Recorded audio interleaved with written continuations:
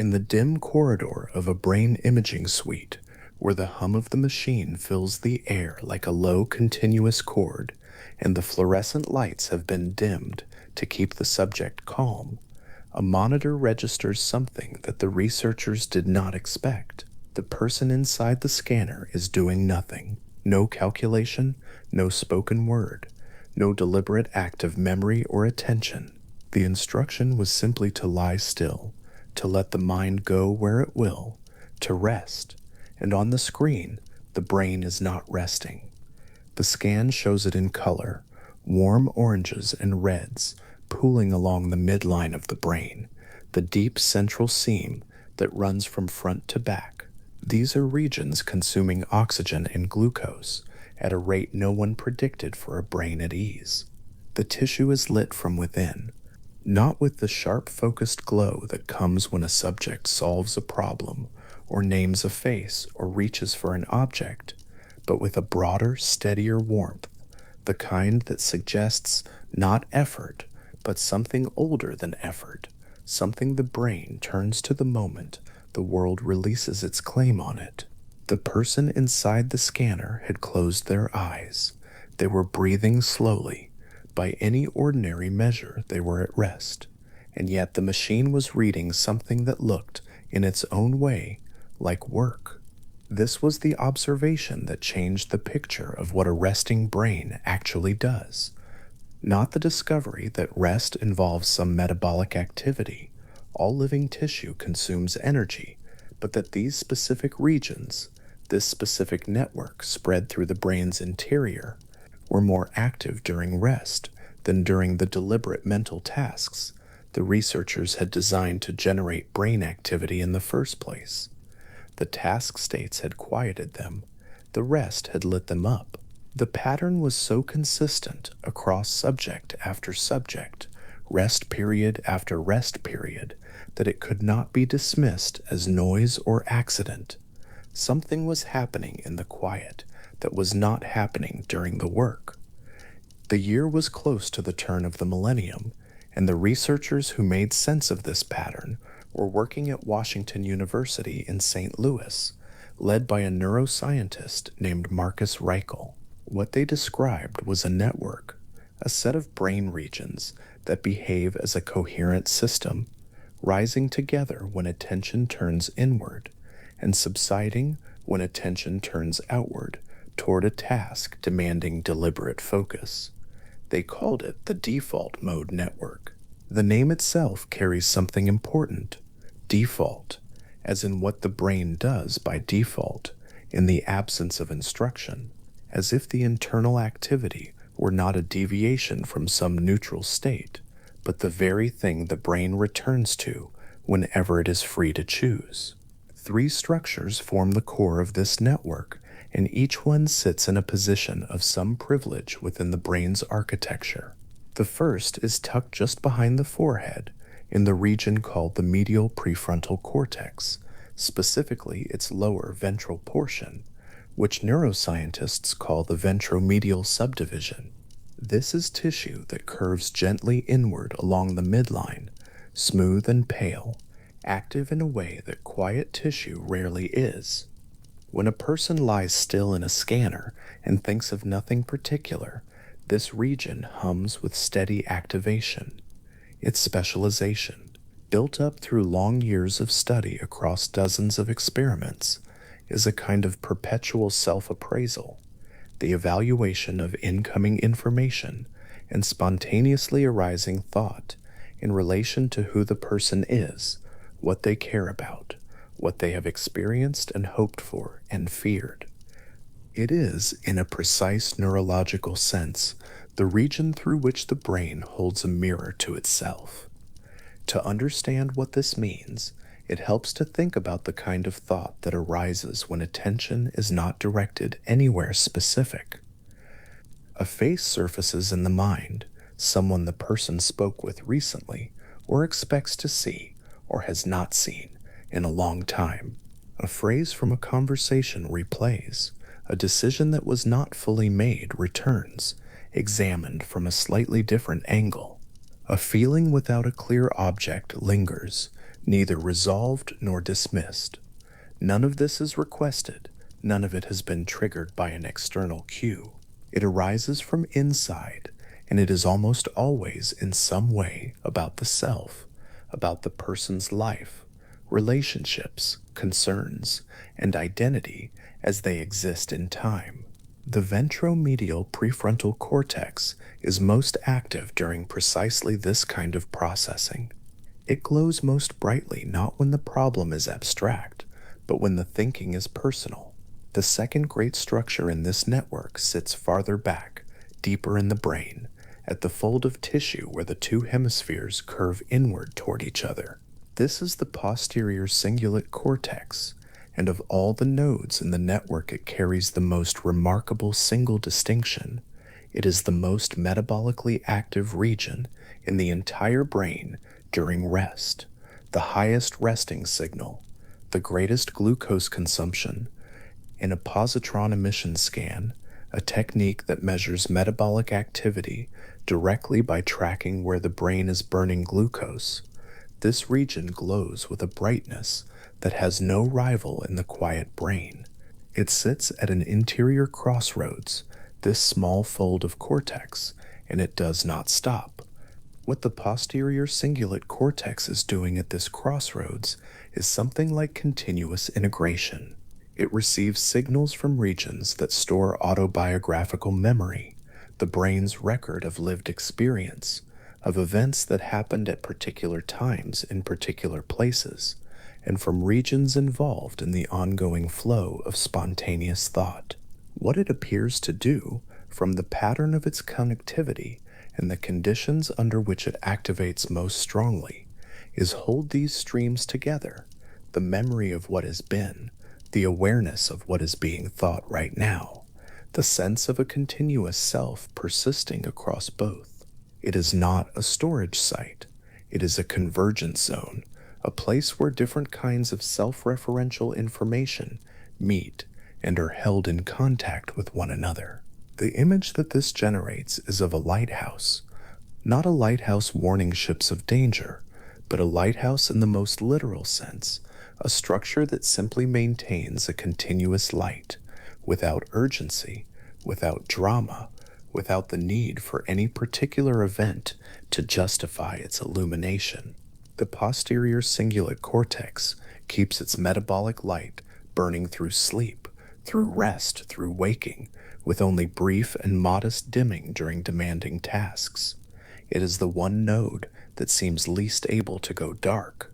Wherever the brain goes, whatever it does, this small fold of midline tissue is still running, still holding its position at the brain's interior crossroads, still integrating.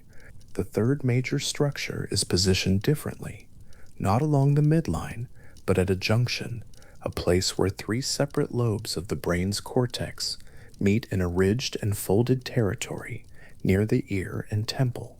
This is the angular gyrus, and its location at the convergence of the temporal, parietal, and occipital lobes tells something about what it does.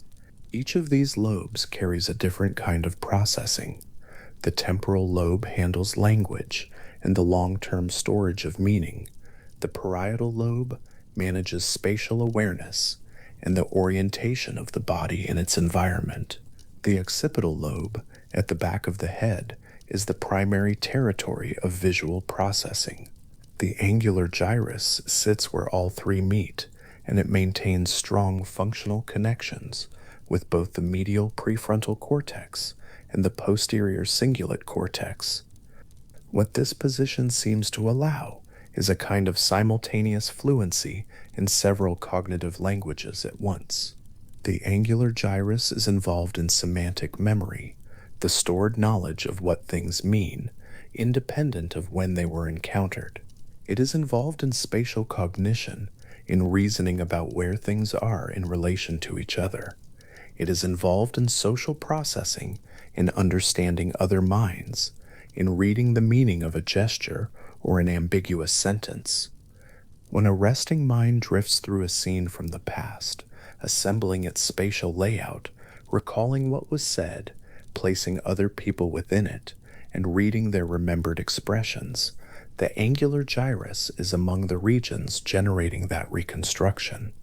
It is where the mind speaks to itself in full sentences, in spatial scenes, in the remembered presence of other people. Together, these three structures, the ventromedial prefrontal cortex, the posterior cingulate cortex, the angular gyrus, along with several other consistently active nodes, form a system that activates as a whole when the brain is left to its own devices. When one activates, the others tend to activate with it. When one dims, the others dim in step. This is the signature of functional connectivity, not physical proximity, but synchronized activity across time, a coherent rhythm that marks these regions as members of the same operational network, even though they are spread across several inches of brain tissue. The network rises together. It falls together, and its most consistent property is that it rises when directed attention falls. The scale of what this costs the brain is worth staying with for a moment. The brain is roughly 3 pounds of tissue, less than 2% of the body's weight in most adults. Yet it accounts for roughly 20% of the body's total energy expenditure at rest.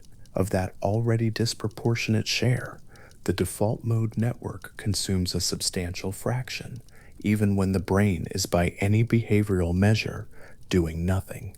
The numbers that neuroscientists have arrived at, studying the network's resting metabolic rate against the brain's overall energy budget, place this network's consumption at something close to 20% of the brain's already large energy draw. A fifth of what an organ that already takes a fifth of the body's resources is spending, devoted to a network that is most active when no task has been assigned. This is a striking fact, not because large numbers are dramatic in themselves, but because of what it suggests about the evolutionary history of the brain. Biological systems do not maintain expensive processes through long stretches of evolutionary time without those processes providing some return. Energy is never free. Every calorie the brain spends on an internally generated process during apparent rest is a calorie unavailable for other functions, a metabolic cost that must be justified somewhere in the arithmetic of survival and reproduction. The default mode network has existed in some form across all the mammalian species that have been studied. Its connectivity preserved across hundreds of millions of years of divergent evolution. It is not a recent addition to the brain's repertoire. It is old. Whatever the network is doing, it has been worth doing for a very long time. The scan that first made this visible was in some ways simply the right tool arriving at the right moment. Positron emission tomography, which tracks radioactively labeled glucose as the brain consumes it, and functional magnetic resonance imaging, which measures the blood oxygen level dependent signal that rises when neural activity increases blood flow to a region. Both became widely available for brain research in the late 1980s and through the 1990s. For years, researchers using these tools focused on the contrast between conditions, what the brain does during a specific task versus during rest.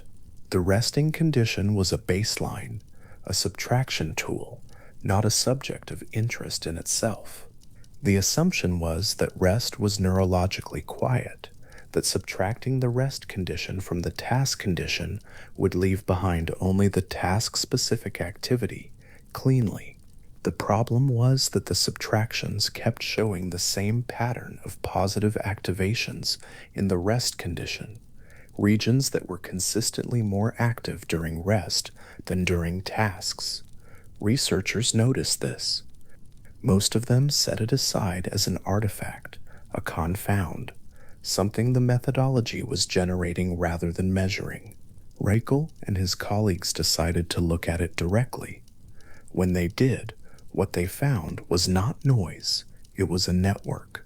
It had structure, it had consistency, it had, In the language of systems neuroscience, functional architecture. The paper they published in 2001 in the Proceedings of the National Academy of Sciences named the phenomenon the default mode of brain function. The phrase carried the implication that this was the brain's resting state, in a deeper sense than had been appreciated, not a diminished state, not a state of reduced activity, but a distinct mode with its own organization and its own characteristic regions. The brain did not simply quiet down when a task was removed. It shifted modes. It turned with something like relief or habit toward a different kind of work. To lie in the scanner tube, the machine humming around the body at around 60 to 80 decibels, the air cool and still, the surface hard and flat beneath the back. And to be told to simply rest is for most people to experience the mind doing the very thing the network appears designed to support. Thoughts about home, about the person one spoke to before entering the suite, about what needs to be done tomorrow, about a relationship that has been on the mind for weeks. These arrive without invitation. They are not willed. They are not chosen from a list of options. They arise the way the tide arrives, from some internal pressure that does not announce its source. And the network that generates them is already running before the first thought surfaces, already synchronizing its nodes, already pulling energy from the brain's considerable reserves. What is harder to see from inside the experience is the degree to which this is a whole brain phenomenon and not simply a matter of one or two regions becoming slightly more active. The default mode network does not operate in isolation. Its nodes connect with the hippocampus, the curved seahorse-shaped structure deep in the temporal lobe, whose central role in forming and retrieving memories of personal experience has been established across decades of research. The hippocampus sits slightly outside the canonical network, but maintains strong functional connectivity with the posterior cingulate cortex and is engaged by the kind of internally generated scene building that the network appears to produce. When the mind constructs a mental image, a room, a landscape, a past conversation played forward into an imagined continuation, hippocampal tissue is participating in that construction, drawing on its stored spatial and temporal records to give the scene its coherence. The network also connects with the temporoparietal junction, a region involved in thinking about the minds of others, in attributing intentions, beliefs, desires, and perspectives to people who are not present. This connection means that the default mode network's resting activity is not merely autobiographical in a narrow, private sense. It is social. It is populated. The mind at rest does not simply review its own interior states in isolation. It populates its inner scenes with other people, tries on their perspectives, imagines their responses, runs forward through conversations that have not yet occurred. The network that generates this activity holds the machinery for thinking about both the self and others, and it uses both continuously. The ventral medial prefrontal cortex, the posterior cingulate cortex, the angular gyrus, the hippocampal regions, the temporoparietal junction, these are not separate operations running in parallel. Their synchronized activity during rest gives them something closer to the character of a single instrument, with many voices, each contributing its particular processing capacity to a shared stream of internally generated experience. The network is, in a practical sense, what makes the mind feel inhabited, even when the body is still and the external world has temporarily receded. It is worth pausing on what the positron emission scan looks like to a person seeing it for the first time. The image is typically presented as a series of horizontal slices through the brain, each one showing the organ at a different depth, from the top of the cortex down to the subcortical structures. During a demanding arithmetic task, adding and subtracting, holding numbers in mind, checking results, the midline structures are relatively dim. The activated regions are elsewhere, in the lateral prefrontal cortex, in the parietal lobes, in the regions associated with numerical processing and working memory. The default mode nodes are quiet. Remove the task. Ask the subject simply to rest with eyes open or closed. The same series of images changes. The midline structures brighten. The posterior cingulate glows with particular intensity, its metabolic signal rising to the highest level in the image. The medial prefrontal cortex illuminates steadily, and where the task state showed activation elsewhere, while the midline was quiet, the rest state shows the inverse, the midline alive, the task regions dimmed, as though the brain were a building that keeps different floors lit at different times. The comparison of these two images, task versus rest, outward attention versus inward attention, reveals something that hours of behavioral study could not easily show, that the resting brain is not a reduced version of the working brain. It is not the working brain with the volume turned down. It is the working brain with a different program running. The shift from task to rest is not a diminishment, but a reconfiguration. The same organ, the same neurons, the same metabolic infrastructure, now organized around a different set of priorities and a different set of processes. The program that runs during rest is older than any task the researchers could design. It is the one the brain returns to as soon as it is free. Among the three primary nodes, the posterior cingulate cortex presents a particular kind of puzzle to the researchers who study it most carefully. Its connectivity is among the richest in the brain. It receives projections from and sends projections to an unusually wide range of cortical and subcortical regions. Its resting metabolic rate is the highest recorded in any brain structure. And yet, its precise computational function, what it is actually doing with all of this input and output and energy, remains one of the more genuinely open questions in systems neuroscience. The evidence suggests it integrates information. It suggests it is involved in monitoring the relationship between internal states and external events. Some accounts emphasize its role in the directed retrieval of autobiographical memories.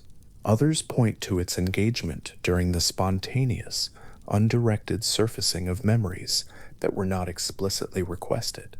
What is clear is that damage to the posterior cingulate cortex and to its connections produces recognizable changes in consciousness and cognition, in the sense of a continuous self, in the capacity to recall personal experience, in the coherence of internally generated thought. And what is equally clear is that it does not go quiet without a significant perturbation, deep anesthesia, coma, the most profound stages of sleep, during ordinary rest, and during most stages of wakefulness. It keeps its signal high. It does not require a task. It does not need the world to provide it with material. Whatever its function, it appears to perform that function continuously, as a baseline condition of being awake. The angular gyrus, for its part, sits at a boundary that the architecture of the skull makes easy to overlook. From the outside, the head is smooth and undifferentiated, a surface that gives no indication of the functional geography beneath it. But at the junction of the temporal, parietal, and occipital lobes, roughly behind and above the ear, the cortex folds into a ridge of tissue where several processing streams converge. Lesions in this region, damage from stroke, injury, or surgical intervention, produce a remarkable catalog of deficits: difficulty with reading, difficulty with arithmetic, confusion about the spatial relationships between objects, impaired ability to understand the meaning of gestures or the emotional content of language. The area does not specialize in any one of these capacities. It appears to be a site where they all become available to one another, where language can reach for spatial content and spatial reasoning can reach for social meaning. In the context of the default mode network, the angular gyrus contributes exactly what its position predicts. It is the place where the internally generated thought acquires its verbal texture, its spatial setting, its social dimensionality. When a resting mind builds a scene, a remembered room, an imagined conversation, a future occasion anticipated in some detail, the angular gyrus is part of the machinery that gives that scene its felt richness. It is what makes the imagined voice sound like a recognizable voice. It is what makes the remembered space have depth and layout. It holds language, space, and social meaning in simultaneous contact, and it shares its output freely with the other nodes of the network, feeding the posterior cingulate's integration function and receiving from the medial prefrontal cortex the evaluative content that determines what feels relevant to the self. The researchers who first described this network were working in the era before the field had fully appreciated what resting state fMRI could reveal. The earliest default mode papers relied largely on task-based contrasts, the observation that certain regions deactivated during tasks and therefore must be active during rest. What followed over the subsequent 2 decades was a substantial literature built on resting state functional connectivity analysis, the direct measurement of synchronized fluctuations in the blood oxygen level dependence signal between regions without any task at all. This literature confirmed and greatly expanded the original picture. The default mode network is not an artifact of task versus rest subtraction. It is a genuine functional system with reliable anatomy, reliable connectivity, and reliable developmental and evolutionary history. It appears in forms recognizable to the imaging methods available in non-human primates. It is present in a preserved but somewhat altered form in infants. It undergoes characteristic changes across the lifespan, maturing in its long-range connectivity through adolescence and showing systematic alterations in aging and in a range of neurological and psychiatric conditions. The network is not peripheral to the brain's identity, it is central to it. It is, in a real sense, what the brain does when nothing else is being asked of it, which is to say, it is what the brain considers its own first business. That first business has something to do with time, with the brain's capacity to exist not only in the present moment, but in a continuous relationship with its own past and anticipated future. The default mode network is not especially responsive to what is happening right now in the external world. Its activity is suppressed by novel stimuli, by tasks requiring immediate perceptual engagement, by conditions that demand the brain's attention be pulled outward. But in the absence of those conditions, it runs continuously, and what it runs is something like the mind's own chronicle, its ongoing account of who it is, where it has been, and where it might go. This is not a metaphor borrowed from literary experience and applied loosely to neuroscience. It is a description of what the network appears to do at the level of its component regions, the medial prefrontal cortex evaluating personal relevance, the posterior cingulate integrating autobiographical material, the angular gyrus contributing the semantic and spatial and social texture, the hippocampal regions supplying the episodic content, the temporoparietal junction modeling the perspectives of others. When all of these are running together, as they do during rest, and particularly during the kind of open, undirected mental state that precedes sleep, the result is the streaming, self-referential, temporally extended thought that most people asked to describe what their minds do when left alone would recognize immediately as simply thinking.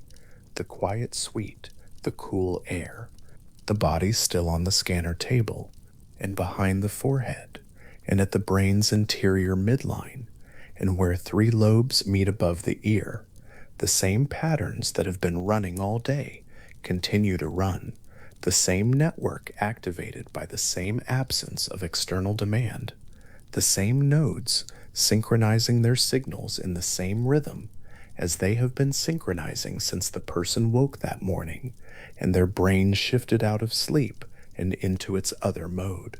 What the scan reveals ultimately is not that the resting brain is secretly busy in some surprising way, as though it were hiding an unusual hobby.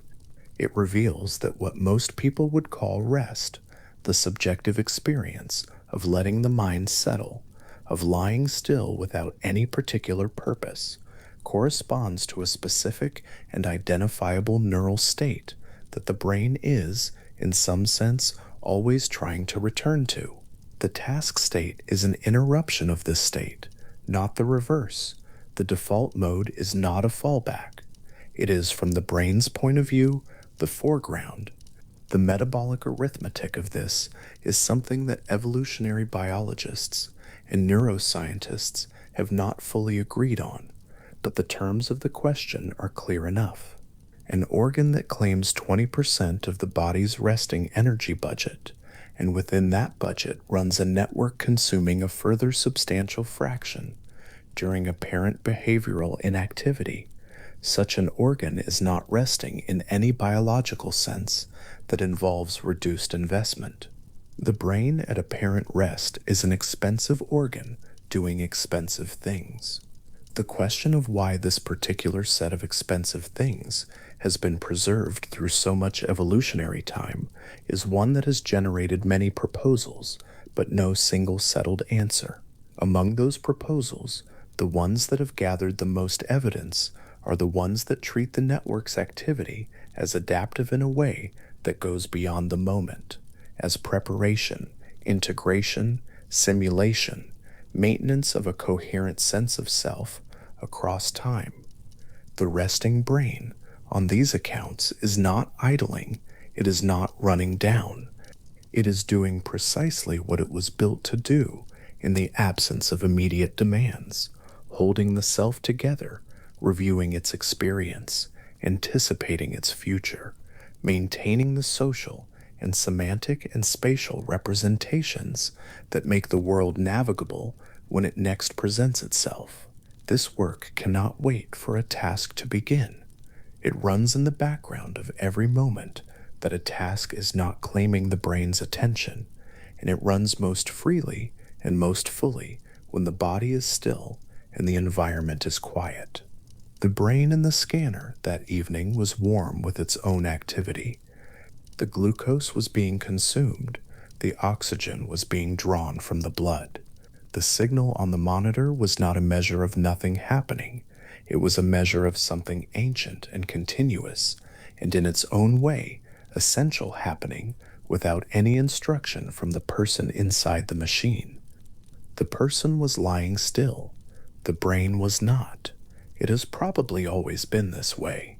In the long, unwitnessed hours of human prehistory, in the quiet after the fire dimmed, and the day's demands released their hold, the same midline structures that glow on modern scanners were running the same integrative processes, drawing on the same metabolic reserves, doing the same work of holding a self together through time. The network predates the scanner by a very long evolutionary distance. What the scanner did was simply make it visible, reveal the luminous interior life of a brain that everyone had been assuming was dark. And now, in a room somewhere, a person is lying still. The light is low. The sounds of the world have softened to a background presence. The body has settled into stillness, and the external demands that occupied the day have one by one receded.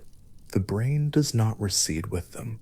Behind the forehead, the ventromedial prefrontal cortex holds its steady activation. At the brain's interior midline, the posterior cingulate maintains its signal, higher than any other resting region, integrating and holding, and quietly glowing. Where three lobes meet above the ear, the angular gyrus keeps its connections open, its semantic and spatial and social fluency available to the network's shared stream. This is what the resting brain does. This is what it has always done. And the fact that it costs so much, that it draws so heavily on the body's resources to maintain this internal activity through every quiet hour, is not waste and not accident. It is the price of a particular kind of continuity, the continuity of a self that persists across time, that is not simply a reaction to the present moment, but a living accumulation of all the moments that preceded it, held together by a network that never fully goes dark, even as the eyes close and the body softens, and the long drift toward sleep begins to take the brain somewhere else entirely. A man lies inside a cylindrical scanner. The room is dim and climate controlled, holding a steady temperature, a few degrees below comfortable. The machine hums at a single low frequency, filling the space with a sound like distant wind through a closed valve. His eyes are shut. His hands rest open at his sides, fingers slightly curled. On the screen in the adjacent room, a researcher watches the subject's brain activity unfold in real time, clusters of hemodynamic color blooming and fading across a cross-sectional image of living tissue. The task is nearly automatic. It is something the subject has practiced for hours across many sessions, a simple sequence of button presses timed to a tone, requiring almost no deliberate thought. His fingers complete the pattern accurately. But the part of the brain the researcher is watching most closely is not the region associated with the task at all. What draws her attention is somewhere else, a set of midline structures lit not by the demands of the task, but apparently by the absence of those demands. As the subject's task performance settles into an effortless rhythm, something else rises in its place. The posterior cingulate cortex, the medial prefrontal cortex, the angular gyrus, tucked where three lobes of the brain converge in a ridge of folded tissue. These regions activate not in opposition to the task, but in tandem with the subject's attention drifting away from it. The researcher watches the color shift. The task continues in the subject's hands. Something else entirely his own is unfolding in his mind. What that something else is, where it goes, what it builds, what it brings forward from storage, what it rehearses, is the question that a particular line of research has spent years trying to answer. The answer is not that the drifting mind is idle. It is not that absence of directed thought is absence of thought. What unfolds in those minutes of wandering, of surfaces glimpsed and narratives half assembled, and faces briefly held in an interior somewhere, is a specific cognitive mode, with its own neural architecture, its own characteristic content, and its own possible purpose in the economy of a life spent partly awake and partly asleep and always, always thinking. The first time a research team demonstrated this rigorously, they were watching subjects who had trained so thoroughly on a task that it had become genuinely automatic, reflexive, accurate, requiring almost none of the attentional overhead that a new skill demands. These subjects, studied by Malia Mason and her colleagues in work published in the mid-2000s, showed something precise and measurable during those practice task runs.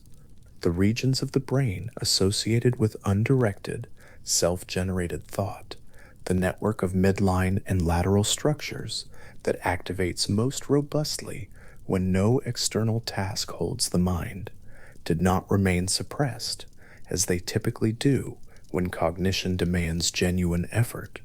They rose. They lit. Their activity correlated directly with the subject's own reports of where their minds had been when an interruption, a quiet electronic prompt, asked them to account for their inner state. The subjects had not been daydreaming by accident, or rather they had, but the accident was not random, it was structured. The more practiced the task, the more the practice performer's default network activated during it. The two activities did not occupy the same territory. The hands maintained their rhythm, while the mind, unconstrained, moved somewhere else entirely. And the somewhere else had an address that neuroscience could now locate. The prompt arrived on a small screen visible from inside the scanner, a quiet cue. And the subject, mid-sequence, was asked, "What were you thinking about just then?" before the prompt appeared. Not the task, a face, sometimes, a conversation not yet had, a place recalled not for any reason the subject could name, just a street, a specific quality of afternoon light, a sensation of being somewhere long enough ago that the memory had softened around its edges. The mind, released from obligation, had not stopped. It had taken itself somewhere. The hippocampus is a curved structure deep in the temporal lobe, bilaterally present, one in each hemisphere, pressed into the tissue like something ancient cast in a soft mold. It has the slightly arched profile of a seahorse, which is where it gets its name, though it looks more like a coiled shrimp to most people who see it in cross-section for the first time. It is most commonly associated with memory, with the encoding and retrieval of specific episodes, scenes, events anchored to places and times. When something is learned, the hippocampus is involved. When a specific memory is recalled, not a general fact, but a particular moment with its particular sensory texture, the hippocampus is active. What research began to show was that the hippocampus is also substantially involved in a third thing, one that looks like memory only when examined closely. The brain assembles scenes from the future. This construction is not fantasy exactly, though it borrows from the materials of fantasy. It uses the same retrieved fragments, known faces, familiar places, the specific acoustic quality of a voice the subject has heard before, and it arranges them into scenarios that have not happened, a meeting that is coming, a journey not yet taken, a conversation the subject is, in some quiet interior way, rehearsing. Research by Carl Spooner and his colleagues, examining the content of mind-wandering episodes in careful detail, found that somewhere between a third and half of all such episodes involve this forward-looking construction, the brain using its past as raw material for a simulation of what is next. The hippocampus does not distinguish cleanly between these operations.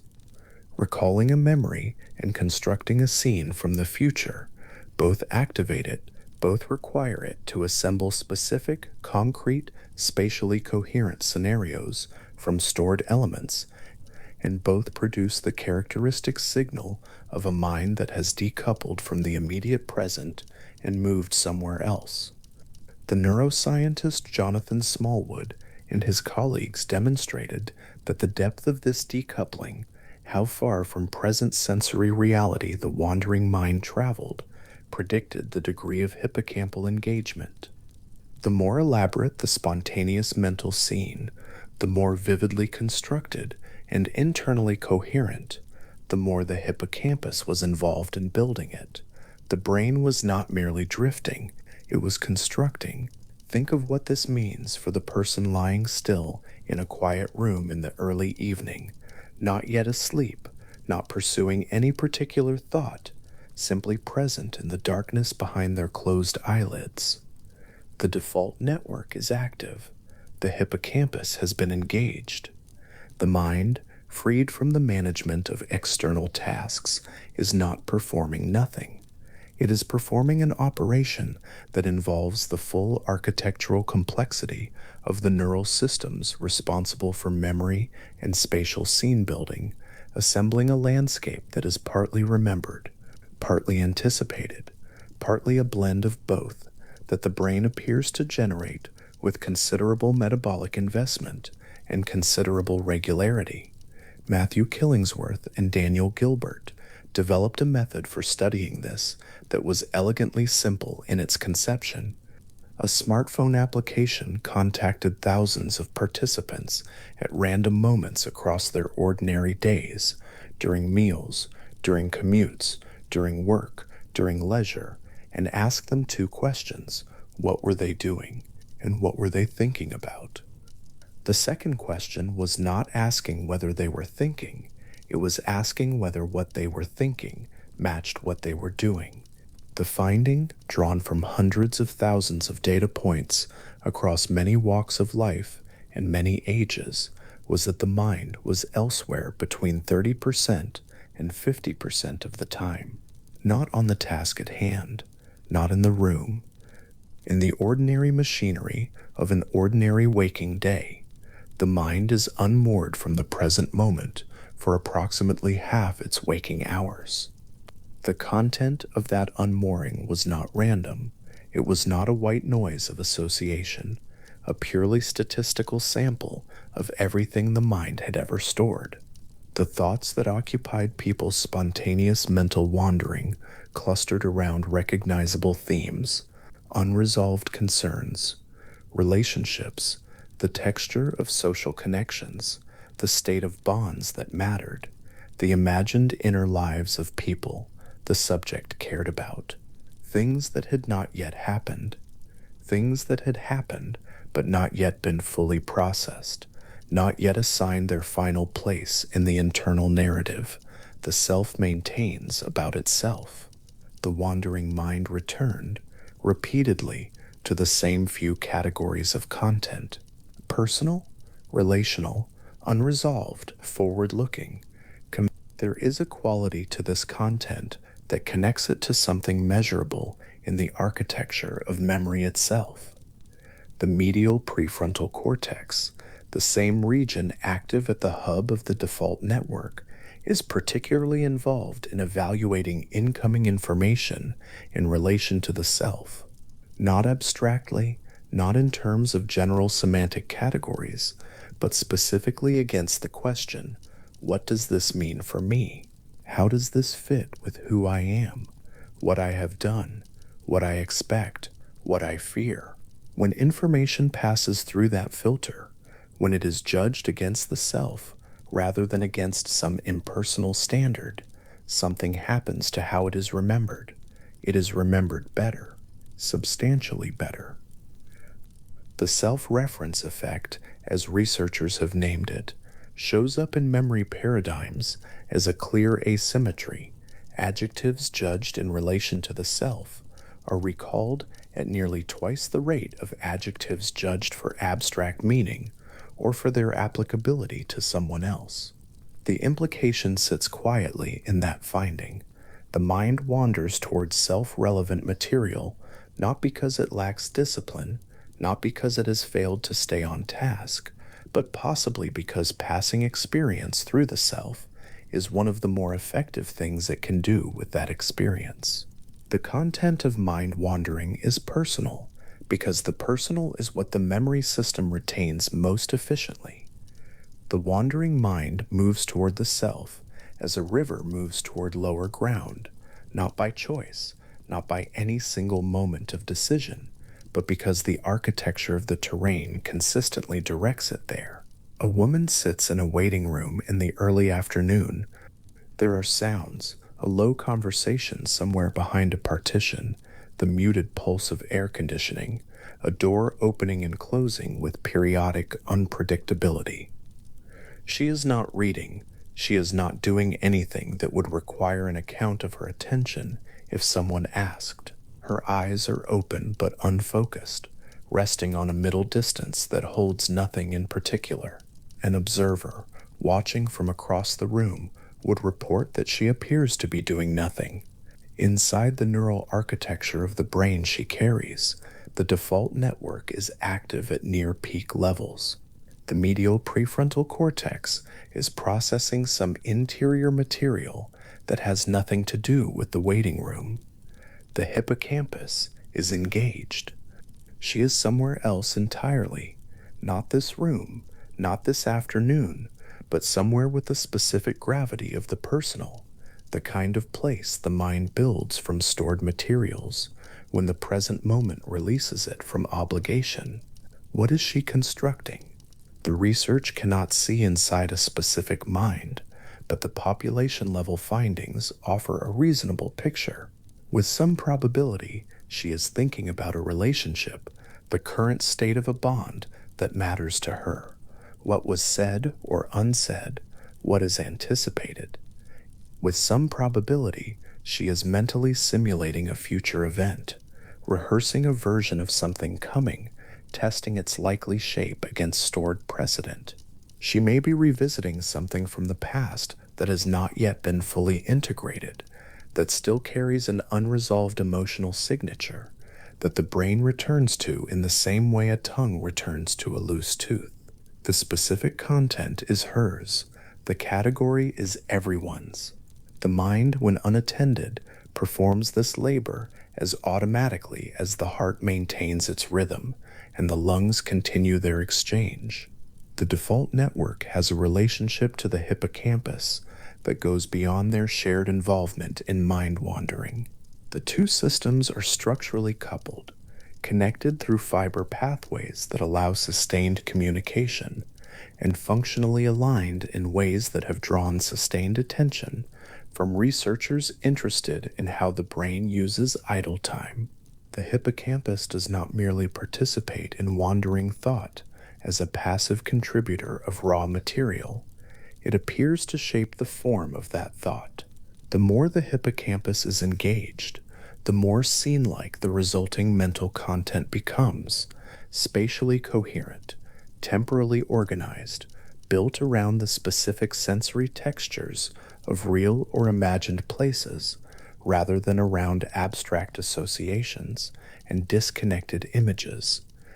This is the form in which the brain encodes durable memory, not as lists, not as propositions, but as scenes, spatially organized episodes with a consistent perspective, a felt quality of being somewhere, the sensory density of a place perceived rather than imagined. The hippocampus is the organ of scene construction, and the default network appears to recruit it preferentially during the production of its most elaborated spontaneous thought. What emerges in the long quiet afternoon of undirected thought is not the opposite of learning. It may be one of its preconditions. A recording electrode placed in the hippocampus of a rodent during a waking rest period, a period of quiet, eyes closed inactivity following a period of active exploration, detects something orderly.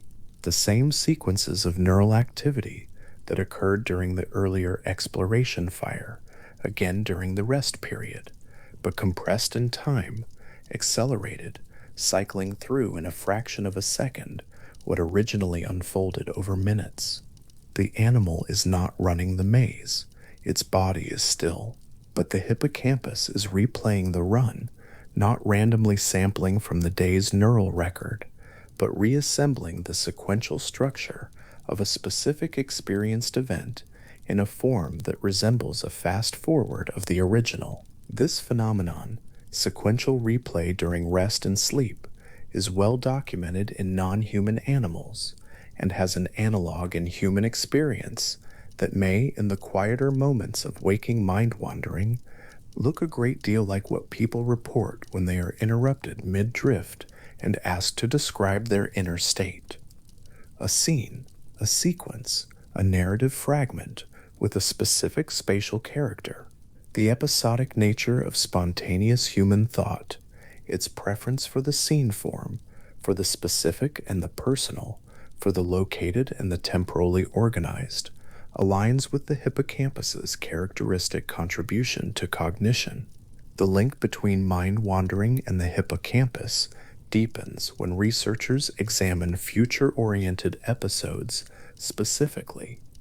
When a person mentally simulates an anticipated event, constructs a scene from the future using the materials of memory, the hippocampus activates strongly in a pattern that closely resembles its activity during the recall of a vivid past episode.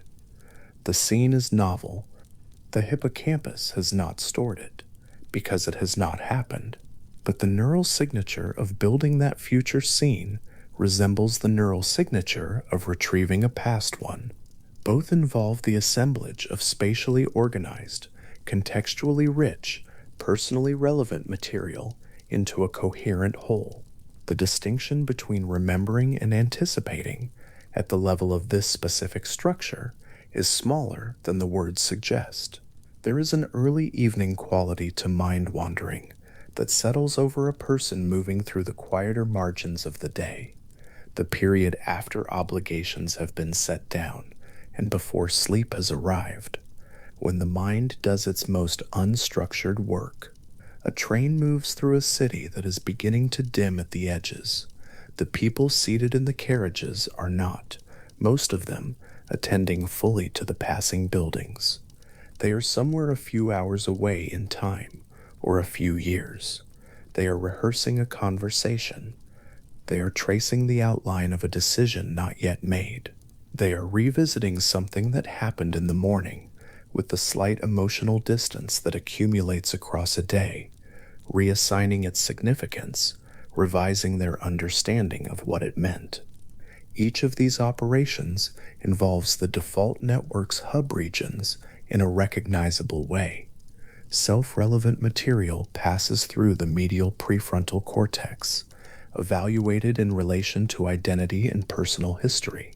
The posterior cingulate cortex, the network's most metabolically active node, integrates the autobiographical narrative, stitching episodes into a coherent account of a continuous self moving through time. The angular gyrus contributes the semantic and spatial scaffolding that allows these episodes to make sense, to have meaning beyond pure sensation, to connect to language and social understanding, and the abstract frameworks through which experience becomes narrative. The content is not trivial. The resting mind, working through unresolved social concerns, mentally modeling the emotional states of people who matter to it, constructing and testing versions of anticipated future events. This is the kind of content that has genuine relevance to a social animal whose welfare depends substantially on predicting the behavior of others, maintaining bonds of significance, and preparing for likely futures rather than being surprised by them. The evolutionary argument for the default network's metabolic cost, the 20% of the brain's resting energy budget it consumes, is not settled, but the content of what it produces in waking rest has the character of something useful. None of this is visible from outside. The man on the train, the woman in the waiting room, the subject lying in the scanner with his fingers still completing their practice sequence, none of them would report that they were doing something. Thinking? Yes, but not doing anything, not accomplishing anything, not producing anything that would count as output in the ordinary accounting of a productive day. And yet the neural activity is ongoing and metabolically expensive. The hippocampus is engaged. The scene construction apparatus of memory and anticipation is running at capacity. Something is being produced. It just cannot be observed from a distance, and it does not take any form that translates directly into words or actions or decisions that anyone could point to. What it produces is perhaps better understood as a state of the self at a given moment, a constantly updated internal model of one's own situation, relationships, history, and likely future, refined continuously during the quiet periods of waking rest that punctuate each day. The self that wakes in the morning is not identical to the self that begins to fall asleep in the evening, not in any dramatic sense, but in the way that a story is not the same after it has been read again. Things shift slightly, small reconciliations occur, emotional residues lose some of their intensity, or gain context that changes their weight. The mind, drifting through the material of the day, does something to it. The nature of that something is still being worked out, but the process is not passive. Research using experience sampling, the same methodology that interrupts people during their days with brief questions about their mental state, has shown that the emotional quality of mind wandering is significantly more negative than the emotional quality of mind on task. The wandering mind, more often than a present focused mind, visits concerns, unresolved problems, regrets, anticipated difficulties. It is not a happy drift much of the time, and the research of Killingsworth and Gilbert found a corresponding pattern. People reported lower happiness during mind wandering episodes than during task focused ones, with the effect holding across a wide range of activities and demographic groups. The wandering mind is not simply rehearsing the good.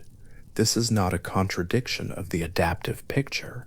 The concerns that preoccupy spontaneous thought are precisely the ones that require attention, the unresolved relationships, the pending decisions, the potential difficulties that a prepared animal might benefit from having considered in advance.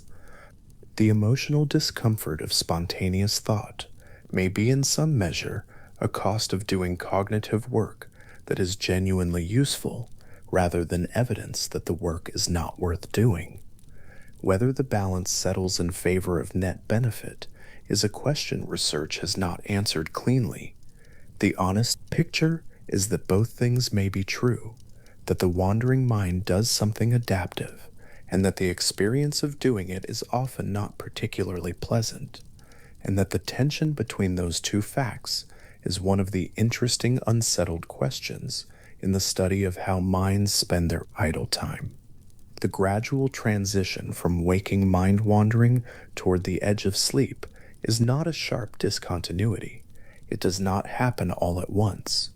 And as the evening deepens, as the body's energy begins its slow evening inventory, and the wake-promoting systems that have sustained alertness since morning begin to encounter the accumulated molecular weight of a full day's neural activity, the character of spontaneous thought begins to shift.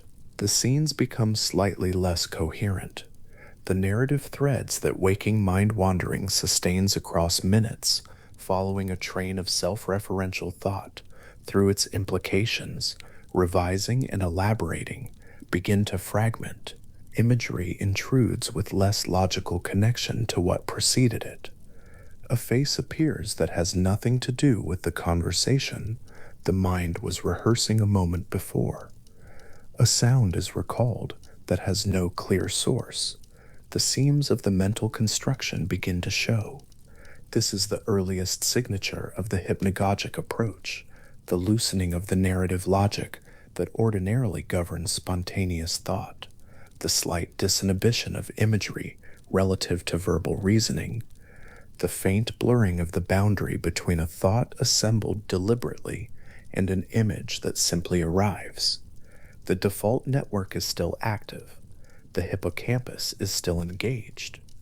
But the cognitive architecture that holds waking mind wandering in its characteristic form, personal, scene-based, temporally organized, emotionally resonant, is beginning to soften at its edges. The scenes grow longer and stranger. The self, which waking spontaneous thought reliably maintains as a coherent reference point, begins to occupy a slightly less stable position at the center of the mental stage. The content shifts too. The concerns that dominate waking mind wandering, the unresolved social situations, the anticipated future events, the replayed episodes still carrying emotional weight, begin to give way to something less motivated. The mental material becomes harder to classify as either past or future, harder to assign to recognizable categories of experience. A landscape that is somehow familiar and entirely invented at the same time, a conversation whose participants keep shifting, a spatial situation that cannot be resolved into a known place. The mind is no longer organizing its material around the self as an anchor point. It is generating imagery for reasons the waking verbal mind cannot easily follow. None of this is failure. It is a transition. The default network's waking function, this sustained, metabolically expensive, self-referential scene-building cognitive mode, does not switch off abruptly when sleep begins to come. It transforms. The same systems that have been running through the day's unfinished material, rehearsing the future, replaying the past, stitching the self into its continuous narrative, begin to lose their tight organizational discipline. The imagery becomes more autonomous. The narrative becomes less linear. The self becomes less central.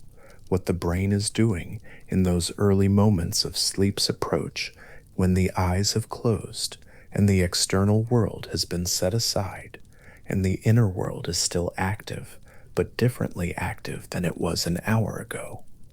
This is a territory that belongs to the same neural systems, operating under different conditions, moving gradually from the structured self-referential cognition of waking rest towards something older and less verbal and less concerned with the personal future. The transition is slow. It takes its time. The mind does not leave the room all at once.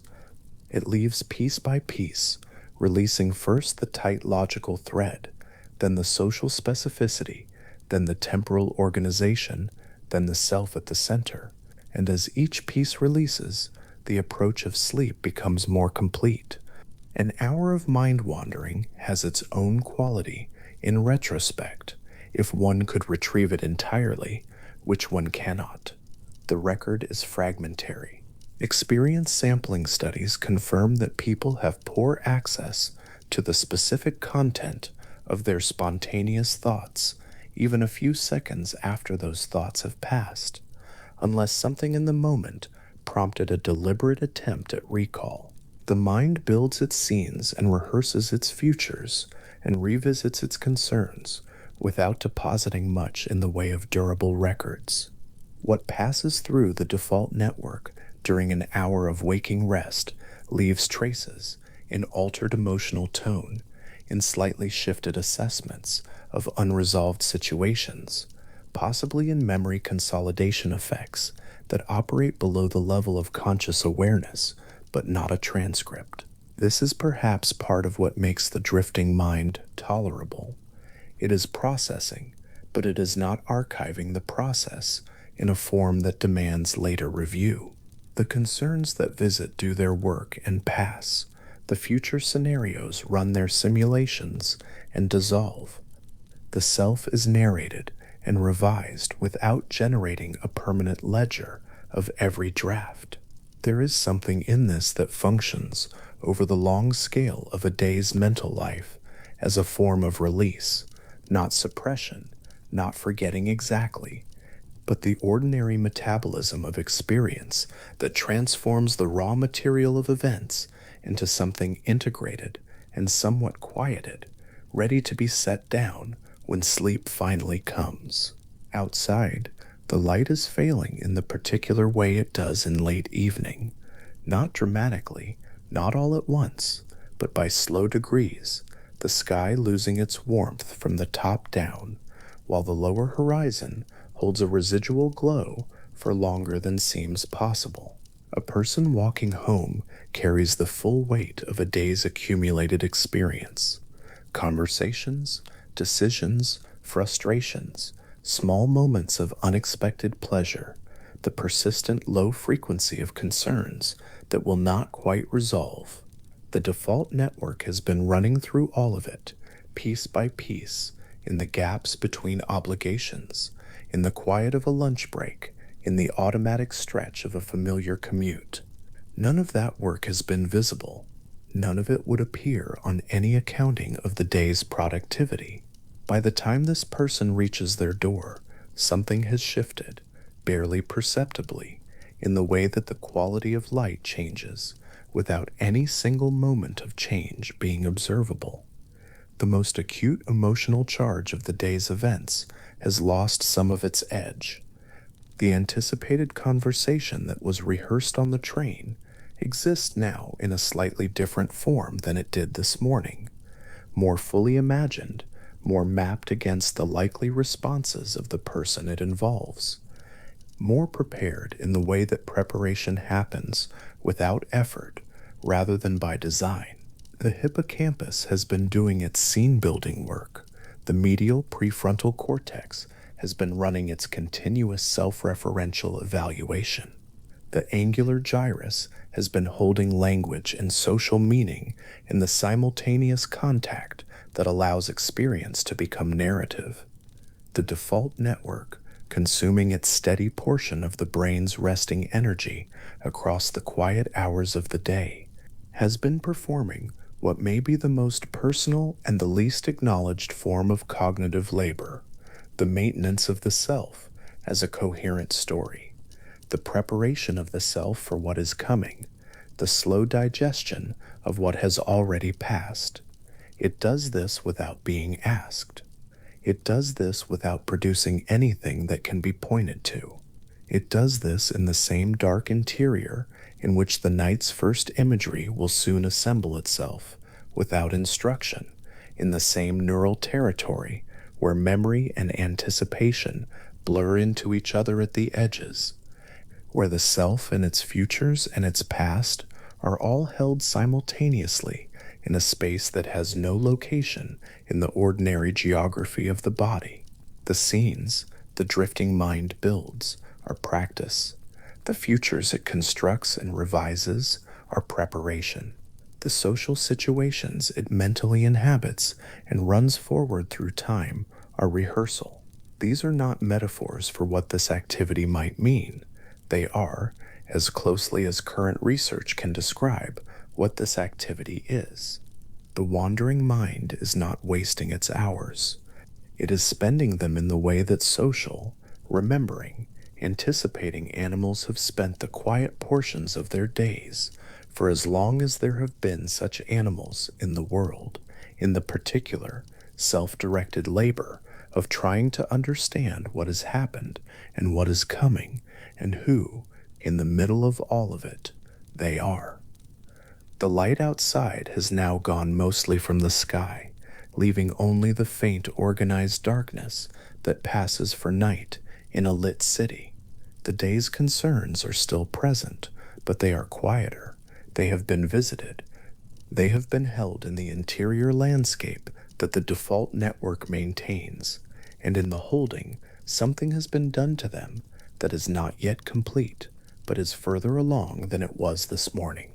The mind that began the day with its full alertness trained outward on the world has been, across the course of the ordinary hours, gradually turning inward, meeting itself in the quiet intervals, doing its unwitnessed work, preparing without knowing what it is preparing for. And now the quiet of the evening deepens, and the scenes come more slowly, and the narrative loosens its hold, and the self begins to release its grip on the center of the interior stage. What the mind was practicing for, perhaps, was always this: the gentle setting down of its own vigilance, the slow permission granted to the resting brain to do its work without witness, in the dark where all the day's unfinished material waits to be taken further in. At the edge of wakefulness, somewhere between the last clear thought and the first involuntary image, something changes. The change is not dramatic. It does not announce itself. On the scalp, beneath the adhesive pads of a recording electrode, the brain's electrical signal begins to shift, not collapsing, not going quiet, but slowing, the way a river widens as it approaches a broad and shallow plain, its current still present, but no longer pressing forward. The quick, small waves of relaxed wakefulness, oscillating 8 or 10 or 12 times each second, begin to give way to waves that move more slowly, more broadly, as though each cycle is deepening rather than quickening. This is not sleep yet. It is the threshold, and the body crossing it has no precise awareness that anything is happening at all. The electrode records what the brain will not report. A trained eye looking at the trace can see the moment when the first theta waves appear, 4 cycles per second, 5, 7, threading in among the faster rhythms like long low notes, entering a piece of music that had been all high strings. The sleeper is still there, still technically awake, their eyes closed, their breathing beginning to slow in sympathy with the changing current beneath their skull.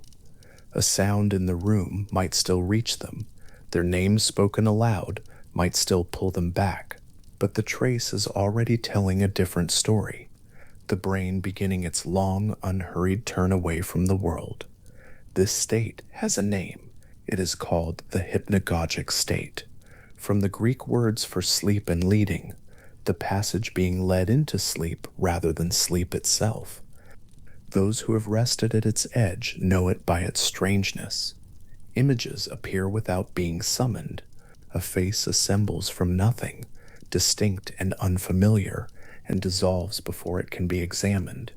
A voice speaks a sentence that makes no grammatical sense, and yet carries the full emotional weight of something important. A falling sensation arrives without a precipice, and with it, the sudden violent muscle jerk that pulls the body briefly back into awareness. That jerk has a name too, hypnic myoclonus or hypnic jerk, a contraction of the large muscles that researchers believe is linked to the brain's uneven retreat from motor vigilance. The muscles, accustomed to a constant low-level readiness that waking demands, briefly misread the loosening of that readiness as a loss of ground underfoot, and they contract in automatic correction. The sleeper startles, blinks, and then sinks again, the threshold still there, still crossable. In the imagery of the hypnagogic interval, the brain is not yet dreaming in any organized sense. There is no narrative, no sustained scene, no persistent cast of characters. What the hypnagogic mind produces is more fragmentary, a single striking image, a partial phrase, the beginning of a setting that never finishes assembling itself. Researchers who have recorded subjects' reports at this threshold consistently describe content that is vivid but brief, emotional but disconnected, moving between topics, not by any logical chain, but by the oblique logic of association, the way one color can suggest another with no reason that language can easily name. The brain is still generating content from its vast interior stores, still drawing on the same networks that sustain the wandering mind through the hours of waking rest. But the architecture holding those networks together is beginning to loosen, and the images they produce are becoming less bound by the rules of coherent thought. Deep inside the brain, in the dense and folded tissue surrounding the thalamus, a quiet structural change is underway. The thalamic reticular nucleus, a thin shell of inhibitory neurons arranged like a shield around the thalamus's outer surface, is beginning to increase its activity in a way that will matter enormously for everything that follows. These neurons are inhibitory, which means their primary function is suppression. They release a chemical called GABA, which silences the neurons it reaches.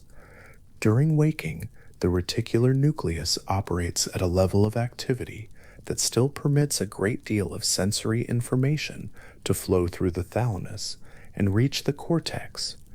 The thalamus in waking is a faithful relay station, passing the world's signals upward, sounds from the ears, pressure from the skin, the visual field through the optic tract, so that the cortex can construct a moment-to-moment model of the environment the body inhabits. As sleep pressure rises, the reticular nucleus tightens its grip on the thalamic relay neurons beneath it. It hyperpolarizes them, pushes their electrical charge further from the threshold needed to fire, and in doing so, shifts them from the mode of transmission they have sustained all day into a different mode entirely. In waking, these relay neurons fire in a continuous tonic pattern, steady, faithful, one signal following the next, the world conveyed upward in accurate detail.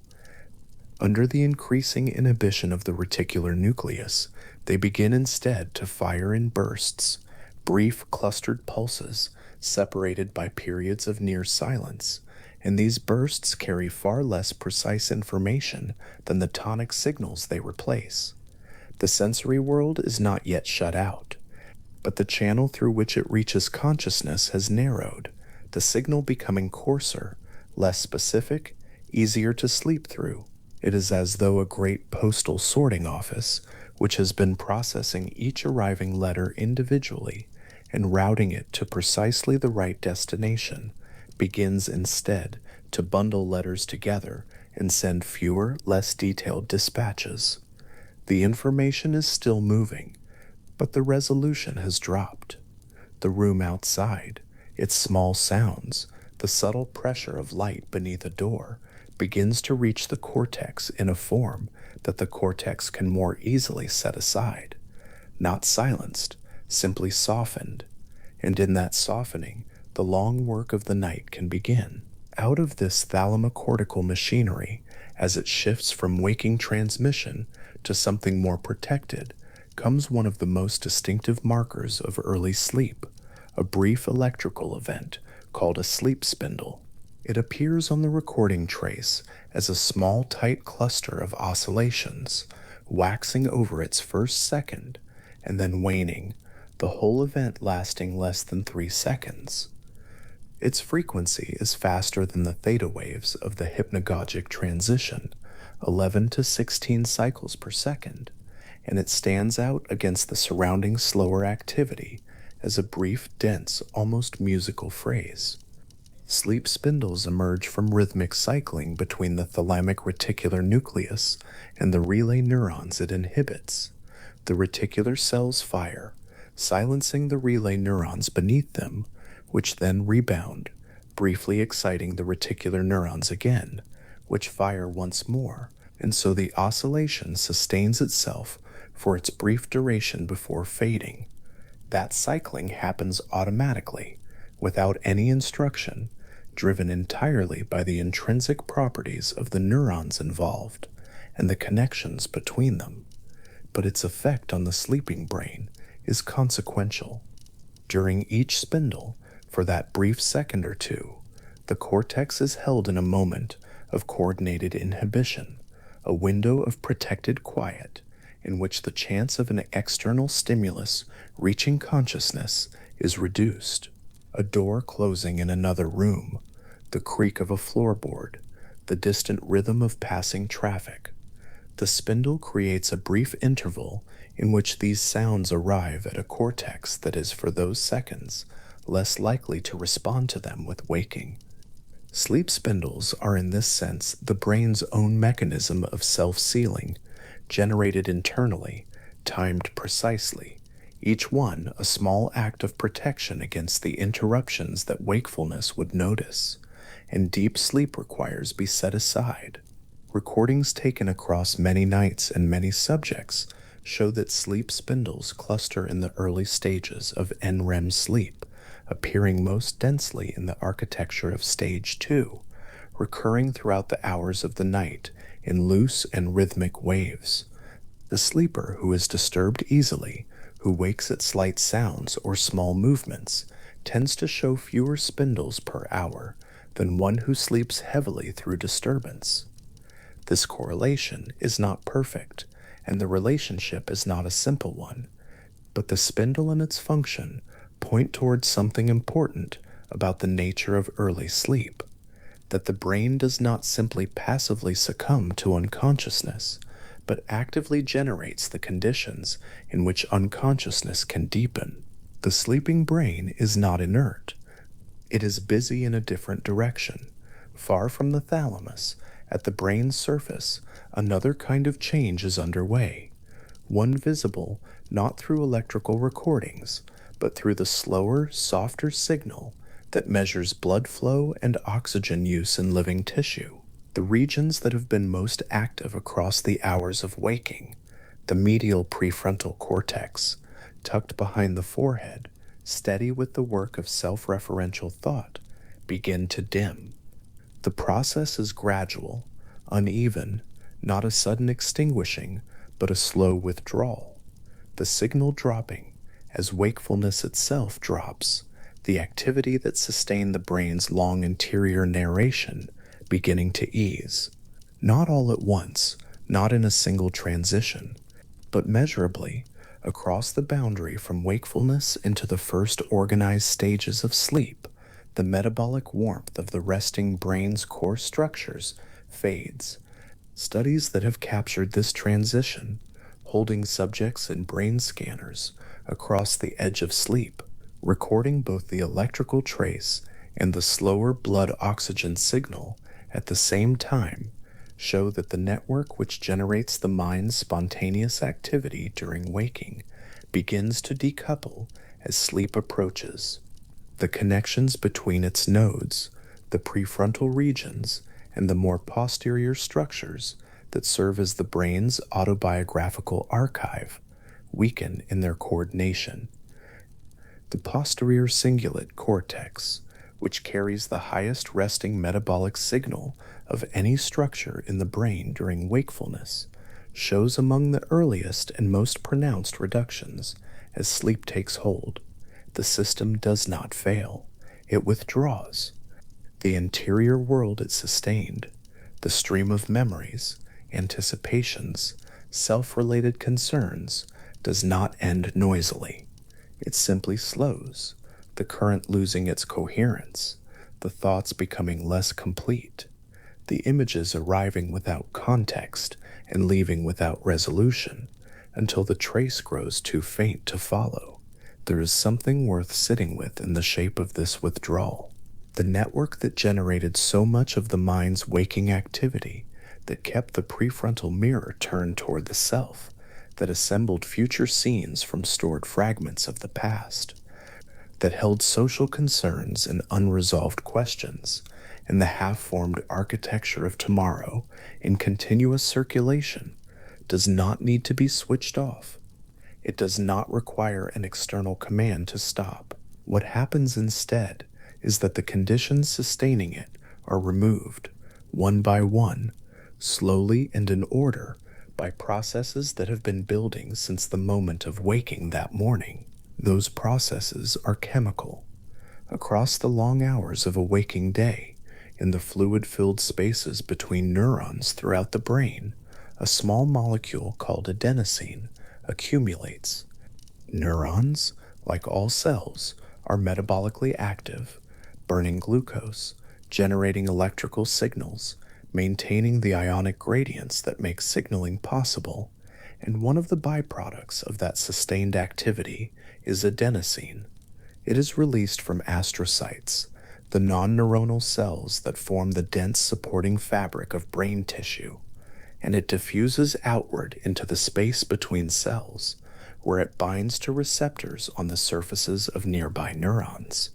The neurons it reaches respond to its presence by becoming slightly less likely to fire, not silenced, dampened, made quieter, more reluctant, less responsive to the excitatory signals that would otherwise keep them active. This accumulation is slow, continuous, and exquisitely calibrated to the passage of time. 1 hour of waking adds its contribution, 2 hours, 3, 4, each adds more. The basal forebrain, a region deep at the base of the brain that contains some of the most important wake-promoting neurons in the entire organ, is among the sites most densely covered with adenosine receptors. And as adenosine accumulates there, those wake-promoting neurons become progressively less able to sustain their output. They are not disabled. They are weighted down, the molecular evidence of the day's activity resting upon them like an increasing pressure, a slow chemical argument for rest that grows harder to counter as the hours pass. At the same time, The accumulation of adenosine activates a region on the opposite side of the brain's waking maintenance system. The ventrolateral preoptic area, a small cluster of neurons in the hypothalamus, contains cells that are inhibitory toward the wake-promoting systems of the brain. When adenosine activates these preoptic neurons, they in turn suppress the neural populations that have been generating arousal. The noradrenergic neurons of the locus coeruleus, which broadcast alerting signals across wide territories of the cortex, grow quiet. The histaminergic neurons of the tuberomammillary nucleus, which sustain the tone of wakefulness through the long hours of the day, slow their firing. The whole ensemble of waking, built from multiple systems reinforcing each other, each one broadcasting signals that sustain the others in a kind of mutual agreement to remain conscious, begins to lose its coherence, node by node, the agreement dissolving from within. This is the homeostatic drive toward sleep, the brain's own molecular accounting of how long it has been awake, rendered in chemistry rather than clock time. It does not care what the clock reads. It cares only how much metabolic work the brain has done since it last rested. A sleepless night does not halt the accumulation of adenosine, it deepens it. The pressure simply builds higher, becoming harder to override, until the moment the body finally surrenders and the clearance of adenosine begins. That clearance, the washing away of the day's molecular weight during the hours of sleep, is itself one of the principal functions of rest. Not the only one, not even perhaps the most consequential one, but a foundational one, the biochemical reason the brain cannot simply decide to keep going indefinitely without cost. There is a particular quality to the hour in which this homeostatic pressure peaks and the transition finally begins to take hold. The body lies still, the eyes are closed, the external world has receded behind the narrowing channel of thalamic transmission. The electrical trace on the scalp is now predominantly theta, the slow rolling rhythm of the hypnagogic interval, with sleep spindles appearing at intervals, each one a brief sealed window against the sounds of the room. The imagery of the hypnagogic state has changed character. The earlier fragments, vivid but isolated, strange but still bearing some relationship to the concerns of the waking day, are becoming simpler, more purely sensory, less narrative. Colors appear without objects, sounds form without sources. The structure of thought, which requires sustained coordination between widely distributed brain regions, is loosening in a way that thought itself cannot observe, because the observer is the very thing that is loosening. Outside the skin, the room continues. Whatever sounds it holds, the low frequency of a building's ventilation, the very faint and rhythmic sound of breathing in the darkness, continue without regard for the brain moving through its transition nearby. The air does not change temperature. The light beyond the eyelids, already dim, does not dim further. The external world offers no ceremony for this crossing. It simply proceeds indifferent, while inside the skull, something organized and ancient and necessary is beginning. The first sleep spindle of stage 2 is a kind of threshold marker, not a gate that swings shut, but a signal that the thalamocortical system has committed to its new mode. The relay neurons, no longer trying to transmit the world faithfully upward, pulse in their slower and coarser burst rhythm. The reticular shell around the thalamus maintains its tightening grip. The cortex, receiving fewer and less specific signals from below, begins to generate its own activity, less beholden to sensory input, activity that will eventually, in the deeper stages of sleep ahead, take on a very different character than anything the waking brain produces. What the sleeper does not know, lying in the dark with the trace on their scalp showing its new slow signature, is how long this preparation has been underway. not the hour before sleep, not the gradual dimming of the room or the decision to lie down and close their eyes. The preparation began in the first moments after waking that morning, in the very first metabolic activity of the first alert neuron, releasing its first small contribution to the adenosine that would spend the next 16 hours accumulating toward this moment. Every thought, every conversation, every moment of focused attention or drifting reverie across the waking day added its invisible fraction to the molecular weight now pressing the brain toward rest. The body has been preparing for this transition since before it was aware that a transition was coming. In this sense, sleep onset is not a punctuation mark at the end of wakefulness. It is the culmination of waking, the point at which everything the brain has done since it last rested becomes too heavy not to set down. The adenosine load reflects the waking life completely, not in content, not in the specific memories or concerns the day contained, but in its sheer metabolic totality. A hard day and a gentle one both contribute in their different proportions to the same chemical reckoning, and the reckoning is patient. It does not demand. It simply waits and accumulates and eventually makes its case in a language the brain cannot override. The thalamus, shifting its neurons into burst firing, does not know it is protecting sleep. The reticular nucleus, increasing its inhibitory grip, does not know it is sealing the brain against disturbance. The ventrolateral preoptic area, suppressing the wake-promoting circuits, does not know it is managing the transition between two very different modes of being. These structures respond to chemical and electrical conditions in their immediate environment, each step following from the one before, the whole sequence arising from the accumulated activity of the day, like a long and inevitable tide coming in. There is no conductor. There is no moment of decision. There is only the slow chemical grammar of a brain that has been awake for long enough, arriving at the conclusion that this chemistry has been building toward since morning. On the EEG trace, the theta waves roll steadily now, wider and slower than anything the waking brain produced. A spindle appears, 11 seconds after the last one, waxes briefly, wanes, and is gone. The delta waves that mark the deepest sleep are not yet present. They will come later, in the darker architecture ahead.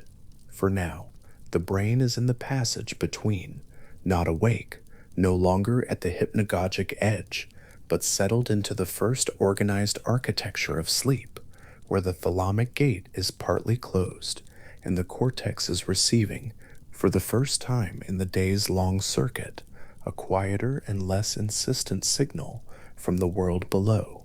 The images that accompany this transition, if the sleeper could report them, and they often cannot, the reports becoming sparser and less coherent the deeper into stage 2, the brain settles, are characterized by researchers as thought-like rather than dream-like, less visual, less vivid, more like the drifting surface of ordinary thinking, without the narrative scaffolding that organizes waking thought into sentences and intentions. The interior world is not yet populated with the full moving scenes of later sleep. It is more like the space between sentences, the pause in which the next thought is forming but has not yet fully arrived. In that pause, the brain is doing nothing that looks like rest to an electrode.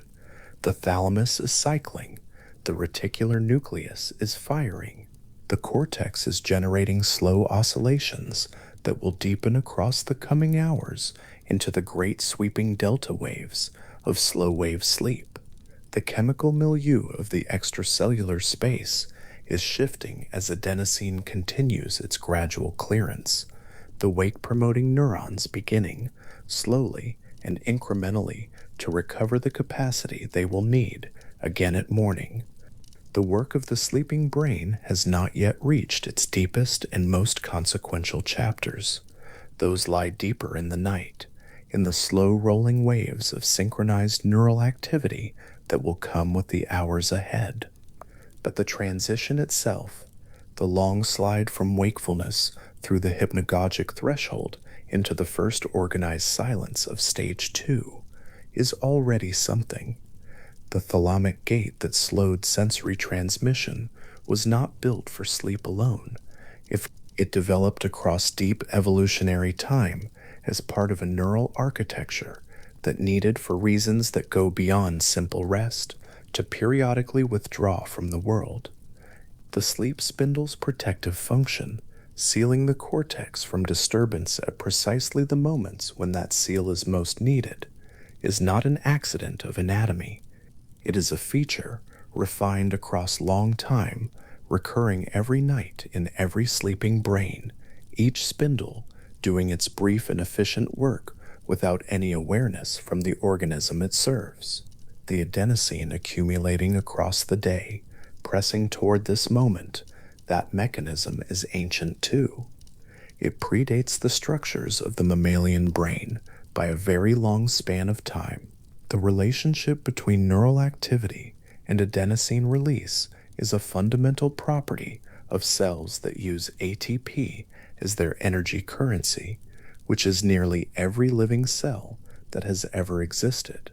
The specific way the mammalian brain has recruited that relationship, making adenosine accumulation the molecular signal for homeostatic sleep pressure, building entire receptor systems and circuit architectures around it, is itself a very old solution to a very old problem.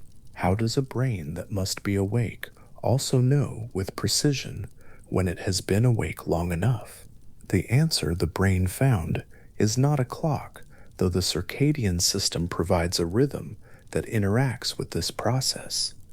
The answer is chemistry, the chemistry of its own activity, the direct metabolic residue of its own waking work, accumulated and measured in the fluid between its cells. The brain carries in its extracellular adenosine a running tally of everything it has done since it last cleared the slate. And when that tally reaches a threshold that varies between individuals, that is influenced by the genetic architecture of adenosine metabolism, that shifts across the lifespan and responds to all the conditions of a particular day, the brain begins, without needing to consult anything outside itself, to slow its way toward rest. There is something in that which invites stillness, not the studied stillness of discipline, not the effortful quiet of a mind trying not to think. Something more fundamental, the recognition that the body is already moving, already tilting, already responding to chemical signals it did not choose and cannot override. The adenosine is there, the thalamus is shifting, the reticular nucleus is holding the gate a little more firmly with each passing minute. The trace on the scalp is already slower than it was an hour ago, already carrying the wide, unhurried rhythm of a brain that has done what waking asked of it and is beginning now to do what sleep requires. In the dark of a quiet room, with the sounds of the external world arriving through a slightly narrower channel than they did an hour before, with the images behind closed eyes becoming simpler and more briefly held, with the muscles carrying slightly less tension than they carried at dusk. The long day's accumulation is already beginning its slow surrender. The first clear theta waves appeared on the trace some minutes ago. The spindles will continue to appear and fade, each one a brief act of protection across the hours ahead. The body has been building toward this for all the hours since it woke, and now it has arrived, not at sleep's end, not at its deepest chamber, but at its beginning, the first quiet corridor of a structure that goes much further in. The adenosine that spent the day accumulating in the brain's extracellular space will spend the night being cleared, molecule by molecule, the chemical evidence of the waking day dissolving slowly back into the tissue, the brain's own way of acknowledging what was done and releasing it and beginning again. In the hippocampus of a sleeping animal, an electrode no wider than a human hair rests against a cluster of neurons that fired in a precise sequence earlier that day. The animal ran a maze in the afternoon. Now it lies still in the dark, and in the deep tissue of its temporal lobe, those same neurons fire again, in the same order, at roughly the same intervals, as though the maze still exists somewhere inside the brain, and the animal is running it again, alone, in the silence. This is not metaphor. The firing is real, the sequence is real, and the replay happens not once, but dozens of times across a single night of sleep, each repetition a quiet reinscription of something the waking brain encountered only briefly, pressing it gradually deeper into the fabric of what will be retained. The sleeping brain is not resting. It is working with a kind of systematic precision that the waking brain, flooded with sensation and decision and the continuous demands of the present moment, rarely achieves. In the dark, in the stillness, the night's most consequential labor begins. A slow wave originates in the frontal cortex. It is an electrical event, a wave of synchronized neural activity that sweeps backward across the cortex from front to rear, taking less than a second to cross the whole of its surface. It does not look dramatic from the outside. On an electrode recording, it appears as a broad, high-amplitude undulation, rising to a peak and then descending into a trough, then rising again. It repeats in most people hundreds of times across the hours of deep sleep. But what the slow wave produces in the tissue beneath it is something quite specific. At the peak of the wave, the crest called the upstate, neurons across a wide cortical territory fire together in a brief synchronized burst, all of them active at once, the tissue momentarily loud with electrical traffic. Then the wave descends into the downstate, and those same neurons fall into a silence so complete that it is sometimes called neural quiescence, not sleep within sleep, but a brief suspension of all cortical output, lasting perhaps a quarter of a second, perhaps a little longer. Then the next upstate arrives, and the burst of activity returns. This alternation, upstate, downstate, upstate, downstate, repeats across the entire night of deep sleep. It is the rhythm that gives slow-wave sleep its character, the reason its EEG recordings look the way they do, broad and slow and regular, like the breathing of a body that has finally let go of the day. And within this rhythm, something extraordinary is organized. Deep in the temporal lobe, tucked beneath the cortex in a curved structure that follows the inner wall of the hippocampal sulcus, a different kind of event is taking place. It is far briefer than the slow wave, lasting only tens of milliseconds, and at a far higher frequency, where the slow wave oscillates at less than 4 times per second. This event oscillates somewhere between 80 and 120 times per second, a flicker of high-frequency electrical activity that is visible on the electrode recording as a rapid burst, dense and compressed. This is the sharp wave ripple. It is generated in the hippocampus, the same structure that encodes new experiences during the waking day, the same structure that supports the construction of autobiographical memory, the same structure that is active when the mind drifts forward into an imagined future. In sleep, the hippocampus turns its considerable energy toward the material it accumulated while the body was awake, and it replays that material in compressed, accelerated bursts, the sharp wave ripple serving as the vehicle for this replay. The neurons that fired in sequence during the maze fire again in sequence during the ripple. They do so in a fraction of the time.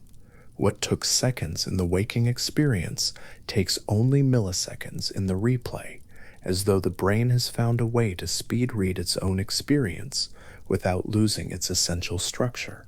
The order is preserved. The relationships between neurons, the pattern of which cell preceded which, the geometry of the experience, all of it is compressed and re-expressed again and again across the hours of the night. When researchers disrupted these sharp-wave ripples optogenetically in sleeping rodents, using pulses of light delivered through implanted fibers to silence hippocampal neurons at the precise moments when ripples would normally occur, the animals woke with impaired spatial memory. They could not recall which routes they had already explored.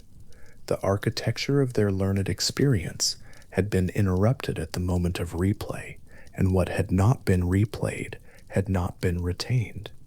The ripple, it turned out, was not incidental to the consolidation of memory.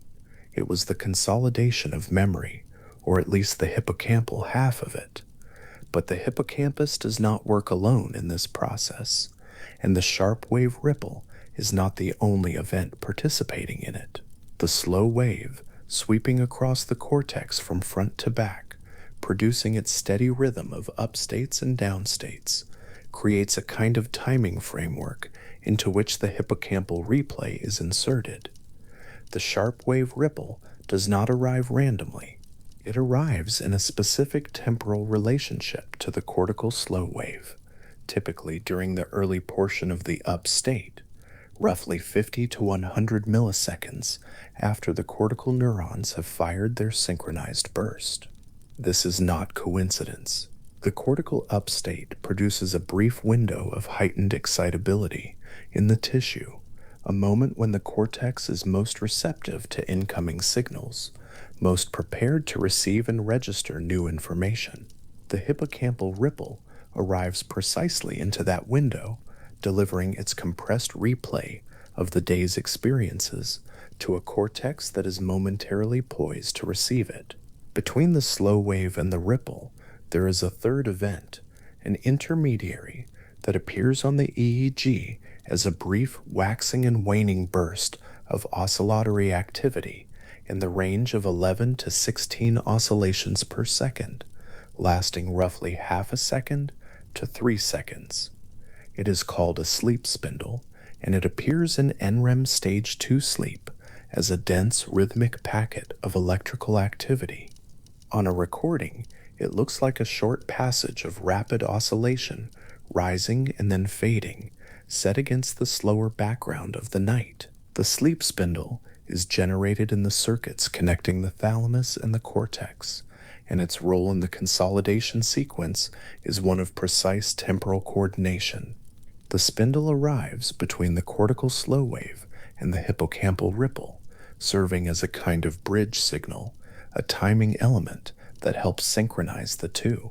Together, the slow oscillation, the sleep spindle, and the hippocampal sharp wave ripple form a sequence, a three-part coordination of neural events occurring across different spatial scales and different frequencies, nested within each other in time, with a precision that no waking process quite matches. The slow wave organizes the cortex. The spindle coordinates the timing.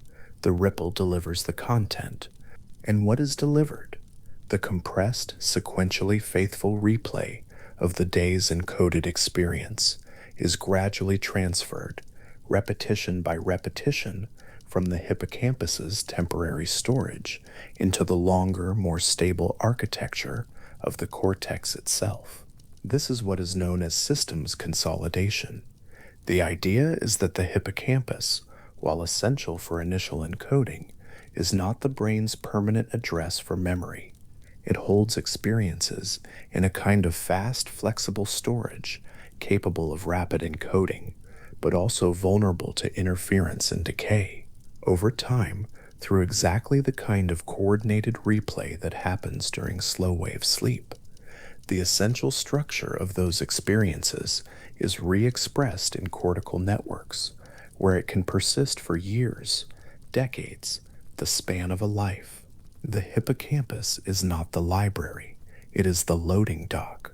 And the loading happens at night, in the dark, during the hours when the body's temperature has dropped and the heartbeat has slowed, and the slow wave continues its patient sweep across the frontal lobe, again and again, a tide that does not rest.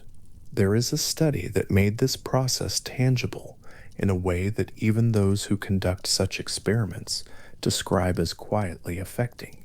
Sleeping subjects were given a pleasant odor, rose, while learning the locations of objects on a screen. The odor and the spatial information were encoded together, associated by the brain, into a single experience. Then the subjects slept. While they slept during the periods of slow wave activity, the researchers released the rose scent again silently into the air around them, imperceptible to waking consciousness, carried only by the slow pull of breath. The subjects did not stir. They did not know.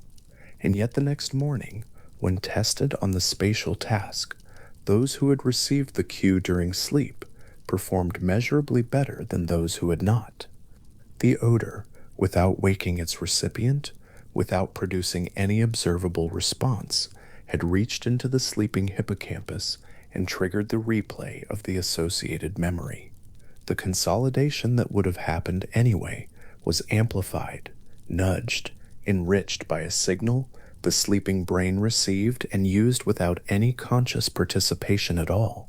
What this suggests is something that the mechanistic account of sharp wave ripples and slow oscillations confirms from the other direction, that the sleeping brain is listening, not to the world of tasks and decisions, not to the present moment's demands, but to its own archived record of the day, replaying, re-expressing, and slowly relocating the experiences that deserve to persist. The hippocampus generates its ripples, the cortex produces its slow waves. The two synchronize through the intermediary spindle, and across the hours of the night, the content of the day moves, gradually and invisibly, from one neural address to another. But there is another story about what slow-wave sleep accomplishes, and it runs alongside the consolidation account, not in opposition, but in complement, answering a slightly different question about what the sleeping brain is doing with the synaptic connections that a day of waking experience has modified. Every moment of learning, every event that leaves a trace in the neural tissue, does so by changing the strength of the connections between neurons. A synapse that transmits a signal repeatedly becomes more efficient at doing so. The receiving neuron becomes more responsive to input from the sending neuron, and this increased responsiveness is what constitutes, at the cellular level, the formation of a memory trace. The brain learns by changing how loudly it speaks to itself across the gaps between its cells. Across a day of waking experience, seeing, hearing, moving through the world, encountering problems and people and unexpected events, the brain's synaptic weights shift upward in many places at once. This is not a targeted process. The day's activity does not precisely strengthen only the connections that matter and leave all others untouched. Many synapses are strengthened simultaneously, including ones that carry signal and ones that carry noise, the ones encoding important experiences and the ones registering incidental background. By evening, the synaptic landscape of the cortex is louder, busier, and more saturated with signal than it was at dawn. This is not failure, it is the natural consequence of a day spent in the world. But it creates a problem. If all synaptic connections are strengthened indiscriminately across waking hours, the relative differences between them, the very differences that encode the specific structure of what has been learned, begin to blur. The signal-to-noise ratio degrades. The brain, in a sense, becomes harder to read.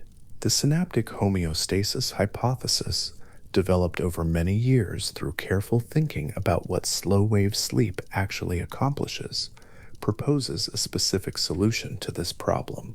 During slow-wave sleep, the proposal goes, the synaptic weights that have been broadly elevated across the waking day are proportionally reduced, not erased, not randomized, but scaled down uniformly so that their relative differences are preserved while their absolute levels return toward a baseline the brain can sustain.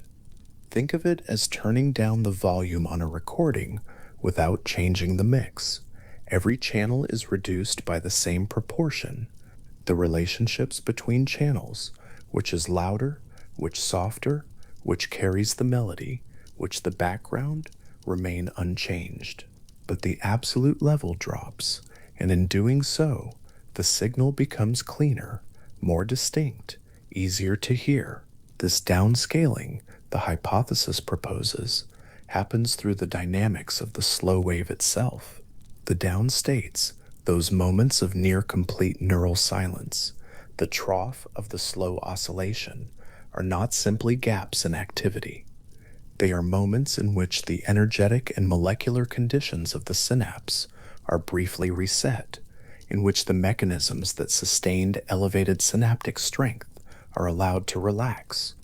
Across hundreds of slow oscillations in a single night, each one carrying its brief silence, the cumulative effect is a gentle, proportional reduction of the day's synaptic accumulation. The result, by morning, is a brain whose synaptic landscape has been renormalized. The specific memories laid down during the day persist. Their relative synaptic structure, their pattern of which connections are stronger and which weaker, has been preserved through the proportional scaling. But the overall background level has been lowered, and in that lowering, the contrast between signal and noise has been restored. The brain wakes with a sharpened capacity to learn again, the slate not wiped but quietly cleared of the accumulated weight of the day. These two accounts of what slow-wave sleep accomplishes, the active replay and consolidation of specific memories on one hand, the proportional renormalization of synaptic strength on the other, are not simply compatible. They may be two descriptions of the same underlying process viewed from different angles, or they may describe parallel processes that happen simultaneously across different spatial and temporal scales. What both accounts agree on is that the sleeping brain is not simply waiting for morning. It is working through the material of the day with a systematic thoroughness that the waking brain, constantly redirected by new experience, cannot achieve. Slow waves roll across the frontal cortex. They sweep backward, a few centimeters per second, carrying their rhythm of up states and down states across the temporal and parietal and occipital territories of the cortex, each pass lasting less than a second, each one followed immediately by another. The electrode recording of this process looks like a slow tide, a steady breathing of the tissue, a long, regular rhythm that has no counterpart in waking life.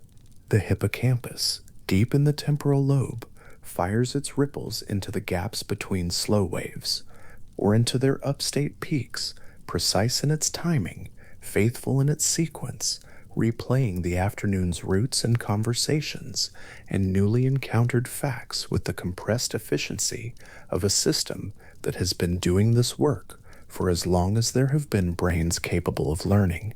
The spindle appears briefly, a short, dense packet of oscillation, and then fades. Another slow wave arrives, another ripple, another spindle. A little later, in a slightly different location, the cortex and the hippocampus continue their dialogue in the dark. This dialogue has been going on for a very long time. The hippocampus appears in animals far older than the mammals. Fish carry versions of it. Birds use it for navigation. Rodents rely on it for the construction of spatial maps. And the slow wave sleep in which the replay and consolidation of hippocampal content appears to occur is found across the vertebrate lineage, suggesting that the nightly dialogue between hippocampus and cortex is not a recent evolutionary development, but something ancient, refined over a long history of organisms that needed to learn from their days and retain what they had learned through their nights. The brain that runs the maze in the afternoon and replays it in the dark is not performing something optional. It is performing something the brain was built for, something that took a very long time to become as precise as it now is, something that the body treats as important enough to protect with its own architecture, the spindles that briefly seal the sleeping cortex from disturbance, the adenosine that builds across the waking day and will not be satisfied until sleep has begun, the slow oscillation that sweeps and sweeps and sweeps across the hours until the material of the day has been processed to whatever degree the night allows. And throughout this process, the brain that was narrating itself during the waking hours, the medial prefrontal cortex with its steady self-referential hum, the posterior cingulate cortex with its integration of memory and the present moment, is quiet. The DMN, so metabolically active during rest and so persistent during mind wandering, dims and then dims further as slow wave sleep deepens, its nodes going quiet one by one, the self-narrating function suspended, while a different, older, less conscious form of processing takes over. The brain does not narrate its own consolidation. It does not know it is replaying the maze. The hippocampal replay occurs below any level of awareness, in the dark of the body that holds it, addressed only to the cortical networks that receive its content and slowly absorb it.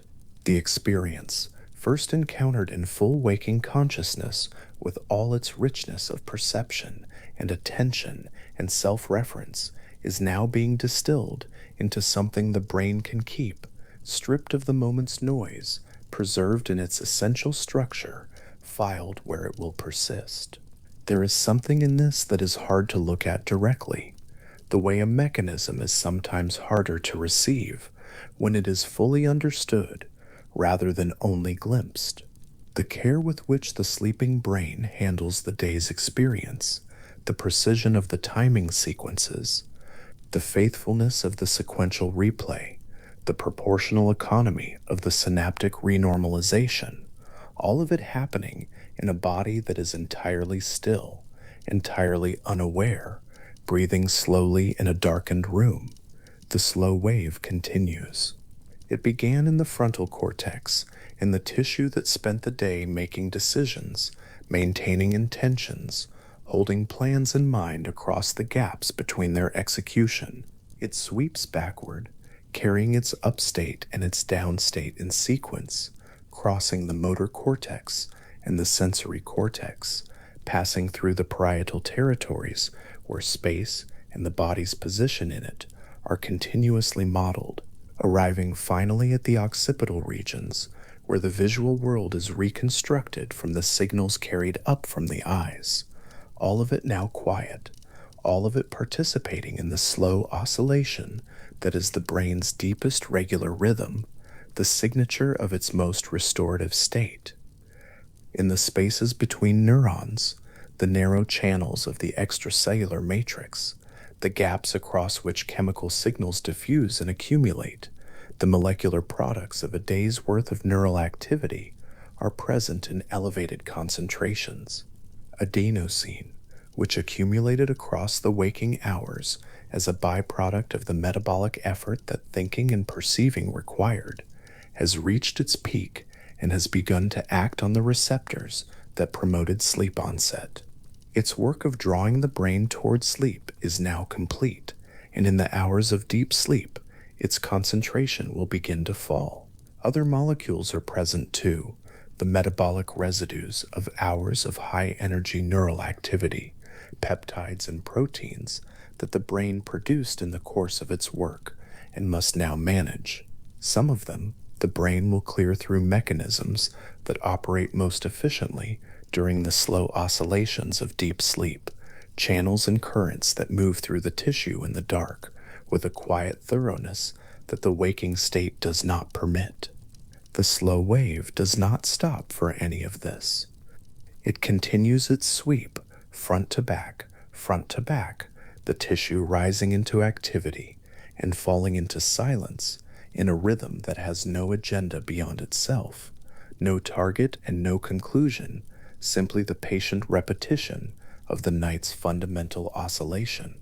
And in the hippocampus, another ripple fires. The neurons that encoded a face encountered that morning the angle of the jaw, the sound of the voice, the context of where and why, fire again in compressed sequence. The neurons that traced the route, walked between two familiar buildings, fire again in the order of the walk, in tens of milliseconds, the map re-expressed at speed. The neurons that activated during a conversation about something unresolved fire again, and in the cortical territory that receives their output, something shifts slightly, a connection strengthened, a pattern reinforced, the trace of the experience etched a little more durably into the tissue that will carry it forward. All of this will have happened by morning. None of it will be remembered. The night's consolidation work leaves no record of itself in conscious memory, only its products, the improved retention, the slightly cleaner discrimination between important and incidental, the sense on waking that the mind is somehow lighter and more capable than it was when it closed down for the night. That lightness is real. It has a mechanism. The mechanism operates in the dark, without witness, without direction, with a systematic precision that the field of sleep science has been gradually uncovering for decades and continues to refine. What is known now is far more than what was known a generation ago, and what will be known a generation from now will likely make what is known today look like a first draft. But even the first draft is enough to arrive at something true, that the sleeping brain is performing something consequential, something that evolution has protected with elaborate physiological machinery, something that the body will sacrifice a great deal to obtain when it has been withheld. The slow oscillation rolls across the cortex. The spindle appears briefly and fades. The sharp wave ripple fires in the hippocampus, and its content moves, one compressed replay at a time, one precise temporal sequence nested into the window of the cortical upstate toward the longer storage of the tissue that will carry it through the years. The brain that spent the day in the world now spends the night with what the world gave it. In the dark, in the stillness, working with an unhurried and ancient thoroughness, it does what it was built to do. The replay continues. The slow wave sweeps, and the night's deep consolidation holds everything worth keeping in its patient, invisible hands. The synaptic connections that have carried the day's accumulated weight begin, proportionally and gently, to settle back toward the level from which the morning can depart again. Not wiped, not lost, renormalized, the contrast restored, the signal separated from the noise, the landscape of memory clarified by the very act of rest. And somewhere in the frontal cortex, a slow wave begins its sweep again, carrying its brief synchronized burst of activity across the tissue, then releasing it into silence, then rising again. The sleep goes on. The hippocampus replays what it knows. The cortex receives what it is offered. The night, in this way, quietly completes what the day began, not because any part of the brain decided to, not because anything here has a mind to direct it, but because this is what the brain does, and has done, across a very long time, in the dark, in the silence, in the slow and patient rhythm of the sleeping world. In the basement of a research building at the University of Rochester, In the early hours before the city had properly woken, a researcher watched a screen on which a sleeping mouse moved through its last cycles of deep rest. The image on the screen was not the mouse itself, but the fluid inside it, a contrast agent, bright against the dark tissue, moving in slow pulses along channels that wrapped the brain's arterial walls like a second circulatory system no one had clearly seen before. The fluid moved inward. It did not seep. It did not diffuse. It moved with a directed, rhythmic flow, entering the brain's interior tissue along one channel and leaving by another, carrying with it the dissolved residue of a day's worth of neural work. The researcher, Maiken Nedergaard, had been studying the brain's fluid architecture for years. What she was watching in those quiet pre-dawn hours was something the scientific literature had not yet named. The channels she observed were not blood vessels, though they clung close to them. They were the spaces between the outer walls of arteries and the end feet of a particular type of brain cell called an astrocyte, cells that make up roughly half the brain's volume, and whose functions had long been considered largely supportive, structural, secondary. In those perivascular spaces, cerebrospinal fluid was flowing at a rate and in a direction that changed with the state of the sleeping brain, not draining, not pooling, moving purposefully through the tissue, along defined paths, clearing as it went. The year was 2013. The system was named the glymphatic network, taking its prefix from the glial cells that lined and drove it, and its suffix from the lymphatic system elsewhere in the body that performs a similar clearing function for other tissues. The name made sense. What it described was something older than science's awareness of it. Cerebrospinal fluid is produced continuously in the brain's interior cavities, the ventricles, and it circulates around the outside of the brain and spinal cord in a thin layer of transparent liquid. It cushions. It carries some nutrients. Those had been its known functions. What Nedergaard's team demonstrated was that it also enters the brain tissue itself, moving along the perivascular channels that surround the arteries supplying the cortex, driven partly by the pulsation of arterial walls with each heartbeat, and partly by something else, something that changed dramatically with the brain's state of rest. During wakefulness, this flow was present but modest. During sleep, it accelerated. The interstitial space, the narrow gaps between brain cells, widened by roughly 60% as neurons reduced their firing, and the cellular architecture loosened, and through those widened channels, the cerebrospinal fluid moved more freely, reaching deeper into the tissue, collecting more of what had accumulated there across the day. What had accumulated there was the molecular residue of thinking. Every neuron that fired across the waking hours consumed energy and produced byproducts, small peptides, metabolic waste, and one molecule in particular whose accumulation over years and decades carries consequences that extend far beyond any single night's sleep. But in the frame of any one ordinary night, a night such as the one the listener is now somewhere inside, the question is simpler. The brain has been active, it has produced waste, and in the hours of sleep, it clears.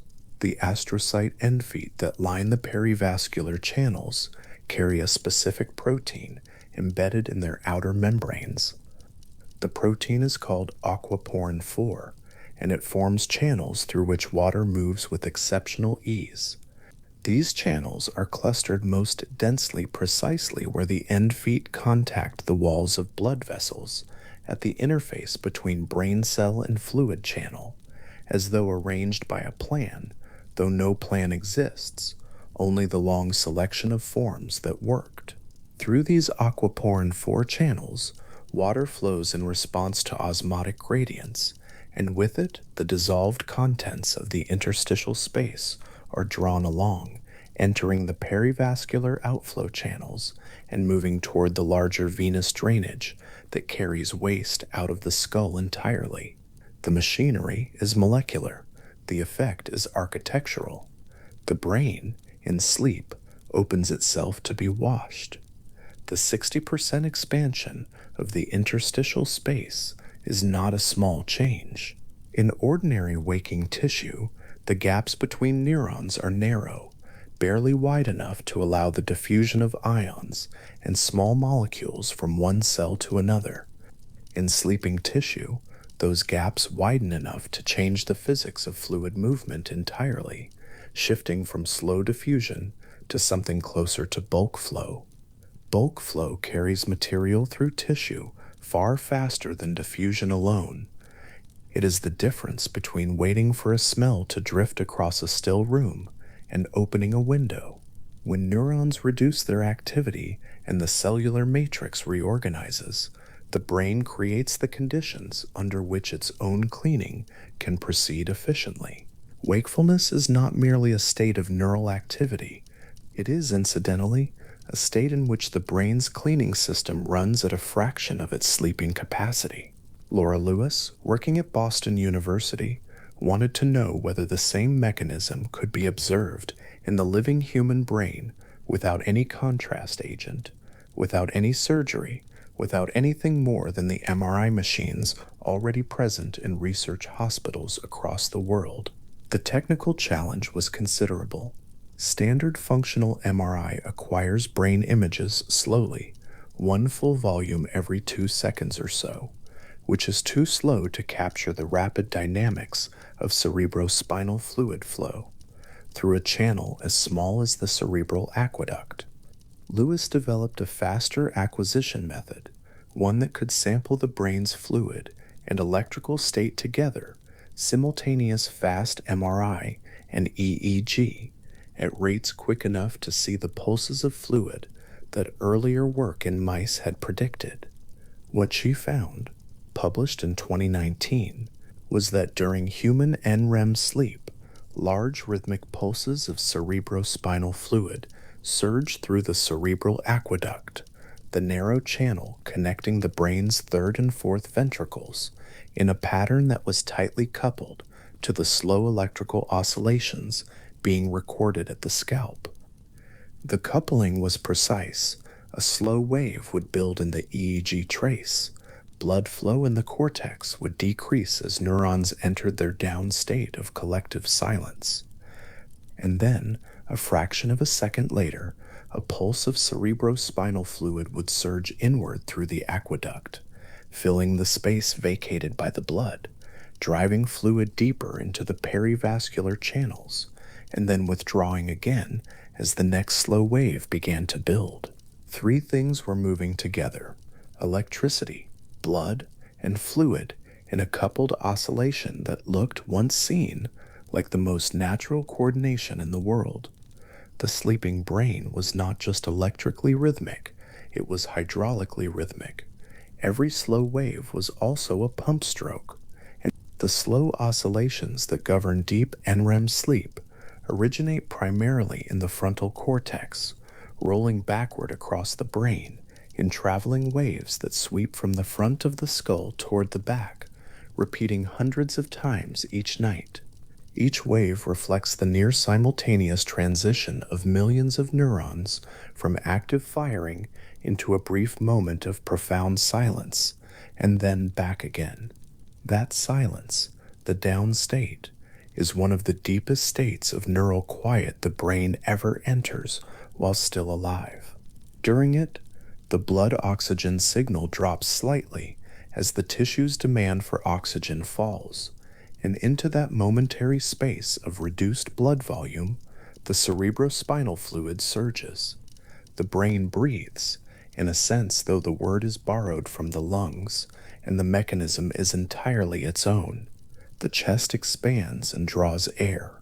The cortex silences and draws fluid. Both movements are rhythmic.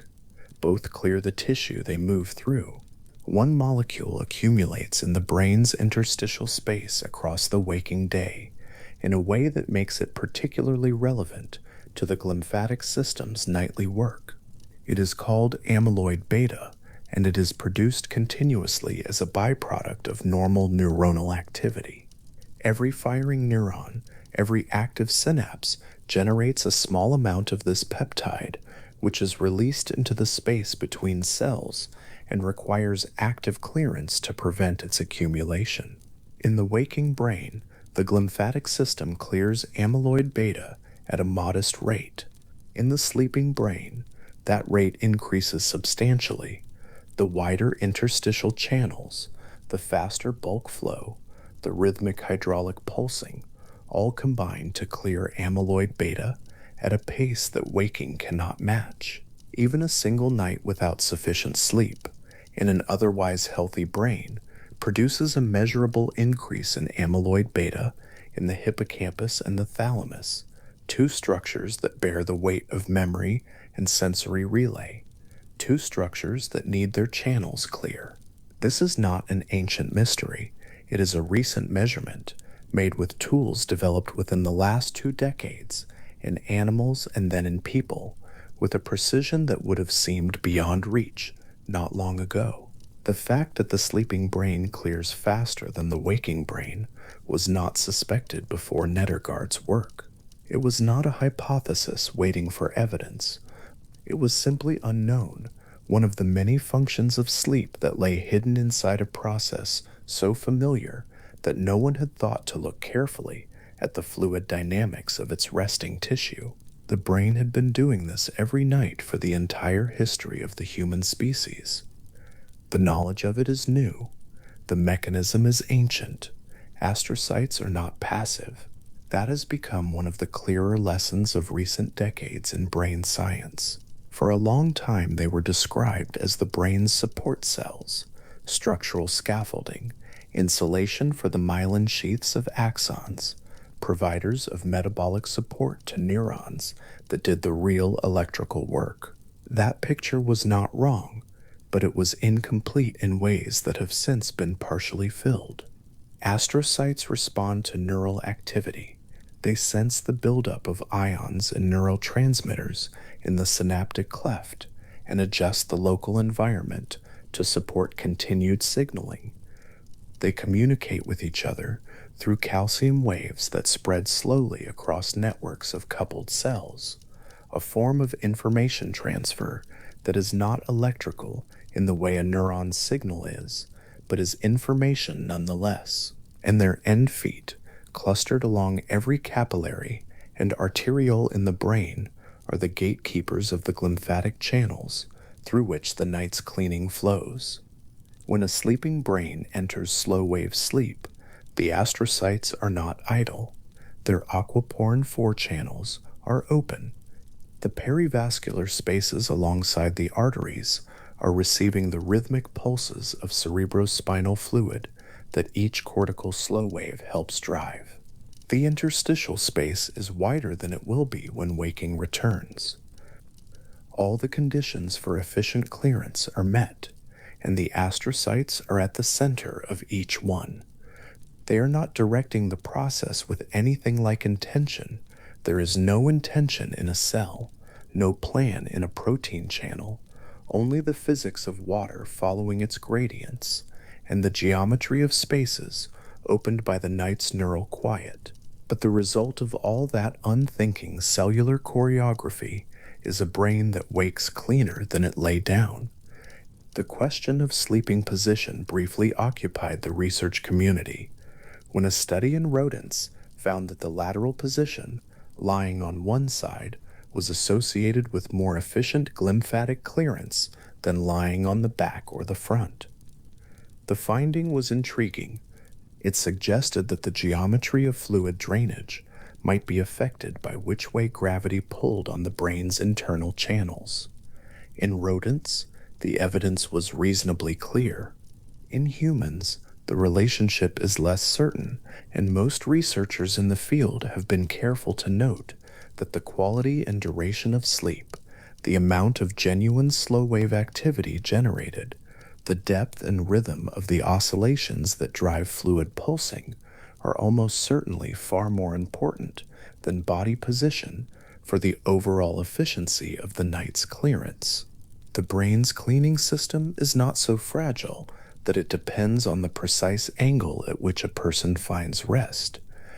It depends on rest itself, on the slow waves that rest produces, on the neural quiet in which the channels open and the fluid moves. There is something in the geometry of this that repays slow attention. The brain floats inside the skull in cerebrospinal fluid, suspended, weightless in its own terms, held away from the bone that encloses it by a layer of liquid only a few millimeters thick. That same fluid enters the brain's interior through its ventricles, circulates through the channels of the glymphatic system, collects the waste of the day's thinking, and returns eventually to the venous sinuses at the skull's margins, where it drains into the blood and is carried away. The brain is bathed, from outside and within, by fluid it produces and circulates and continuously renews. Sleep is when the renewal runs fastest. Sleep is when the outside and the inside are most effectively connected by the rhythmic pulse that the slow wave drives. The cerebrospinal fluid itself is nearly colorless, a little denser than water, moving so slowly through the cranial cavity that its dynamics were for a long time nearly invisible to measurement. A milliliter per minute through the cerebral aqueduct. Less than that through the perivascular spaces, volumes too small to see without contrast agents, or the fast fMRI technology Lewis developed. Yet that slow, invisible flow removes across the course of a night the accumulated molecular residue of 16 or 18 waking hours. The volume of material cleared is not large by the measures of ordinary chemistry, but the brain is not ordinary chemistry.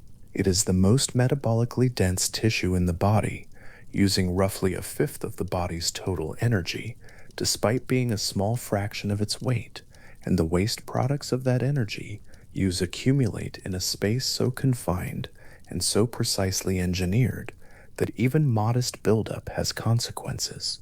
The glymphatic system exists because the brain could not function without it, and it runs best, perhaps only truly runs, in sleep. Nedergaard's 2013 paper used two-photon microscopy, a technique that allows imaging of individual cells in the living brain through a small window in the skull, to watch contrast agent move through the perivascular channels of living, anesthetized mice. The images showed fluid entering along arteries from the surface of the brain, moving inward through the perivascular spaces, and then draining outward along the channels surrounding veins. The flow was directional. Arterial channels brought fluid in, venous channels carried it out. Between the two, the fluid percolated through the brain's interstitial space, and what dissolved in it was carried along.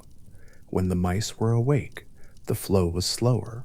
When they slept, it opened up. When aquaporin 4 was genetically removed, so the astrocyte water channels no longer functioned, the clearance rate fell by roughly 65%, confirming that those channels were not incidental to the process, but essential to it. The astrocyte end feet, when stained and imaged at high resolution, show their aquaporin 4 channels arranged in dense clusters, precisely at the contact surface, with the perivascular wall, not scattered randomly across the cell's outer membrane, but organized, concentrated, placed at the exact interface where water movement is most functionally useful. At the scale of a single astrocyte end foot, this looks like a molecular precision that seems almost designed. It is not designed. It is the accumulated result of long selection for cells that moved water effectively at perivascular boundaries, the shapes that worked persisting, the shapes that did not gradually disappearing across generations, too numerous to count. The precision is real. The design is a way of speaking about evolution that grants it a mind it does not have. The full circuit of a single cerebrospinal fluid molecule entering the brain during slow-wave sleep takes a path something like this. Produced in the choroid plexus, the small secretory structure inside the lateral ventricles, it flows through the ventricular system and exits through openings in the fourth ventricle into the subarachnoid space, the thin fluid-filled layer between the brain's inner and outer membranes. From there, driven partly by arterial pulsation and partly by the pressure gradients generated by each cortical slow wave, it enters the perivascular space, alongside an arteriole penetrating the cortex, passes through the aquaporin 4 channels of astrocyte end feet into the interstitial space, moves through the widened extracellular channels of the sleeping tissue, collects whatever is dissolved there, and eventually re-enters perivascular channels alongside venules, draining toward the dural sinuses and the lymphatic vessels that run alongside the skull's cranial nerves. The whole circuit, from entry to exit, may take hours. A single molecule traversing the sleeping brain's interior, while the slow waves continue overhead, the spindles nest within them, and the body outside the skull lies still. That stillness matters. During wakefulness, the body moves. Muscles contract, the gaze shifts, the head turns.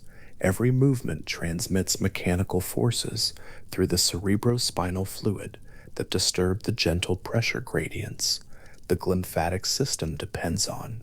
During sleep, and particularly during the deep stillness of slow-wave sleep, those mechanical disturbances are absent.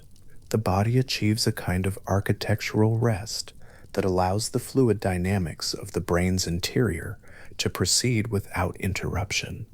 The brain clears better because the body is still.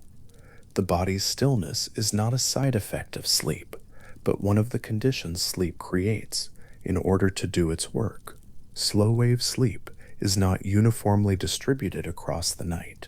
It concentrates in the first half of a night's sleep, in the long early cycles during which delta oscillations dominate the EEG and the slow waves roll most densely across the cortex. As the night progresses and slow wave pressure is discharged, the sleep cycles shift, less deep NREM, more of the lighter and the differently active stages. The glymphatic system's most productive hours are likely those first hours, when the slow waves are most frequent and most synchronized, when the interstitial space is widest and the fluid pulses strongest. By the early morning, the clearing is largely done. The molecular residue of the previous day has been substantially reduced. The channels have been rinsed. The extracellular space carries less of what accumulated in it during waking and more of the clean, nutrient-rich fluid that supports the next day's neural work. What is left when morning comes is not the same brain that lay down. Not in the sense that it is a different brain. The cells are the same, the synapses are the same, the memories encoded are still there, but the biochemical environment in which those cells work has changed. The extracellular space is no longer carrying the accumulated byproducts of the previous day's activity. The metabolic slate is not clean, that is too simple, but it is clearer. The signal-to-noise ratio of the tissue itself has been improved by the night's hydraulic maintenance, much as the brain's synaptic weights are proportionally adjusted by slow-wave activity, so that the patterns of connection that encode experience remain, but the uniform upscaling of all synapses that waking produces has been gently reduced. Two kinds of restoration happen in the same hours. One is molecular, one is synaptic. Both require the slow wave. Both require the night. There are places in the brain where the density of glymphatic activity appears highest, where the perivascular channels are most elaborate, where the aquaporin 4 expression is most concentrated, where the clearance of metabolic waste is most vigorous during sleep. These tend to be regions of high metabolic activity during waking, which makes a kind of sense. The places that work hardest produce the most waste, and the cleaning system has organized itself over the long arc of evolution to concentrate its effort where the accumulation is greatest. The hippocampus, which fires densely during waking to encode new experience and during sleep to replay and consolidate it, is one such region. The thalamus, which relays every sensory signal from the periphery to the cortex across the waking hours, is another. These structures, central to the brain's waking work, are also among the first to show the effects of a night without sufficient sleep, not because they are fragile, but because they are active, and activity without adequate clearing eventually shows in the tissue. The glymphatic system was identified only a little over a decade ago, and much about how it works in the living human brain is still being refined. The rodent findings, which are detailed and mechanistically rich, have led the field, with human evidence following more slowly, constrained by the difficulty of imaging such small-scale fluid dynamics inside a living skull without invasive methods. Lewis's fast fMRI work opened a window through which the coupled oscillations of slow wave, blood flow, and cerebrospinal fluid pulsing became visible in humans for the first time, a window that is still being widened by researchers working to improve temporal resolution and imaging sensitivity. What has been established is sufficient to be confident in the basic architecture of the system.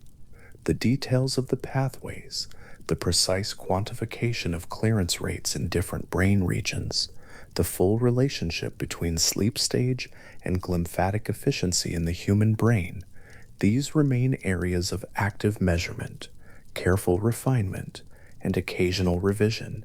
That is not uncertainty about whether the system exists. It is the ordinary process of understanding a complex system more precisely over time. Niedergard herself has described sleep, in light of the glymphatic findings, as the brain's maintenance phase, the state in which the machinery that waking requires is serviced, the waste removed, the channels cleared, the tissue restored to a condition from which another day of neural work can begin. The phrase is useful as a description, but maintenance is a word that implies that the primary purpose of the system is the waking work it supports, that sleep is instrumental, a means to the end of better waking function. The biology is probably more reciprocal than that. The systems that clear the brain during sleep are not subordinate to the systems that run it during waking. They are as ancient, as essential, as carefully built. The waking brain produces the waste that the sleeping brain clears, and the sleeping brain's clearing supports the waking brain's function, and neither state is prior to the other in any deep sense. Both are what the brain is. Both are what it has always done.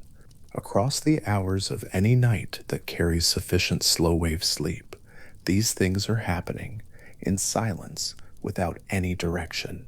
The astrocyte end feet press against the perivascular walls. The aquaporin 4 channels stand open. The slow waves roll forward from the frontal cortex and backward across the tissue, each one a traveling reorganization of electrical state, each one associated with a pulse of fluid entering the perivascular channels from the cerebrospinal reservoir outside.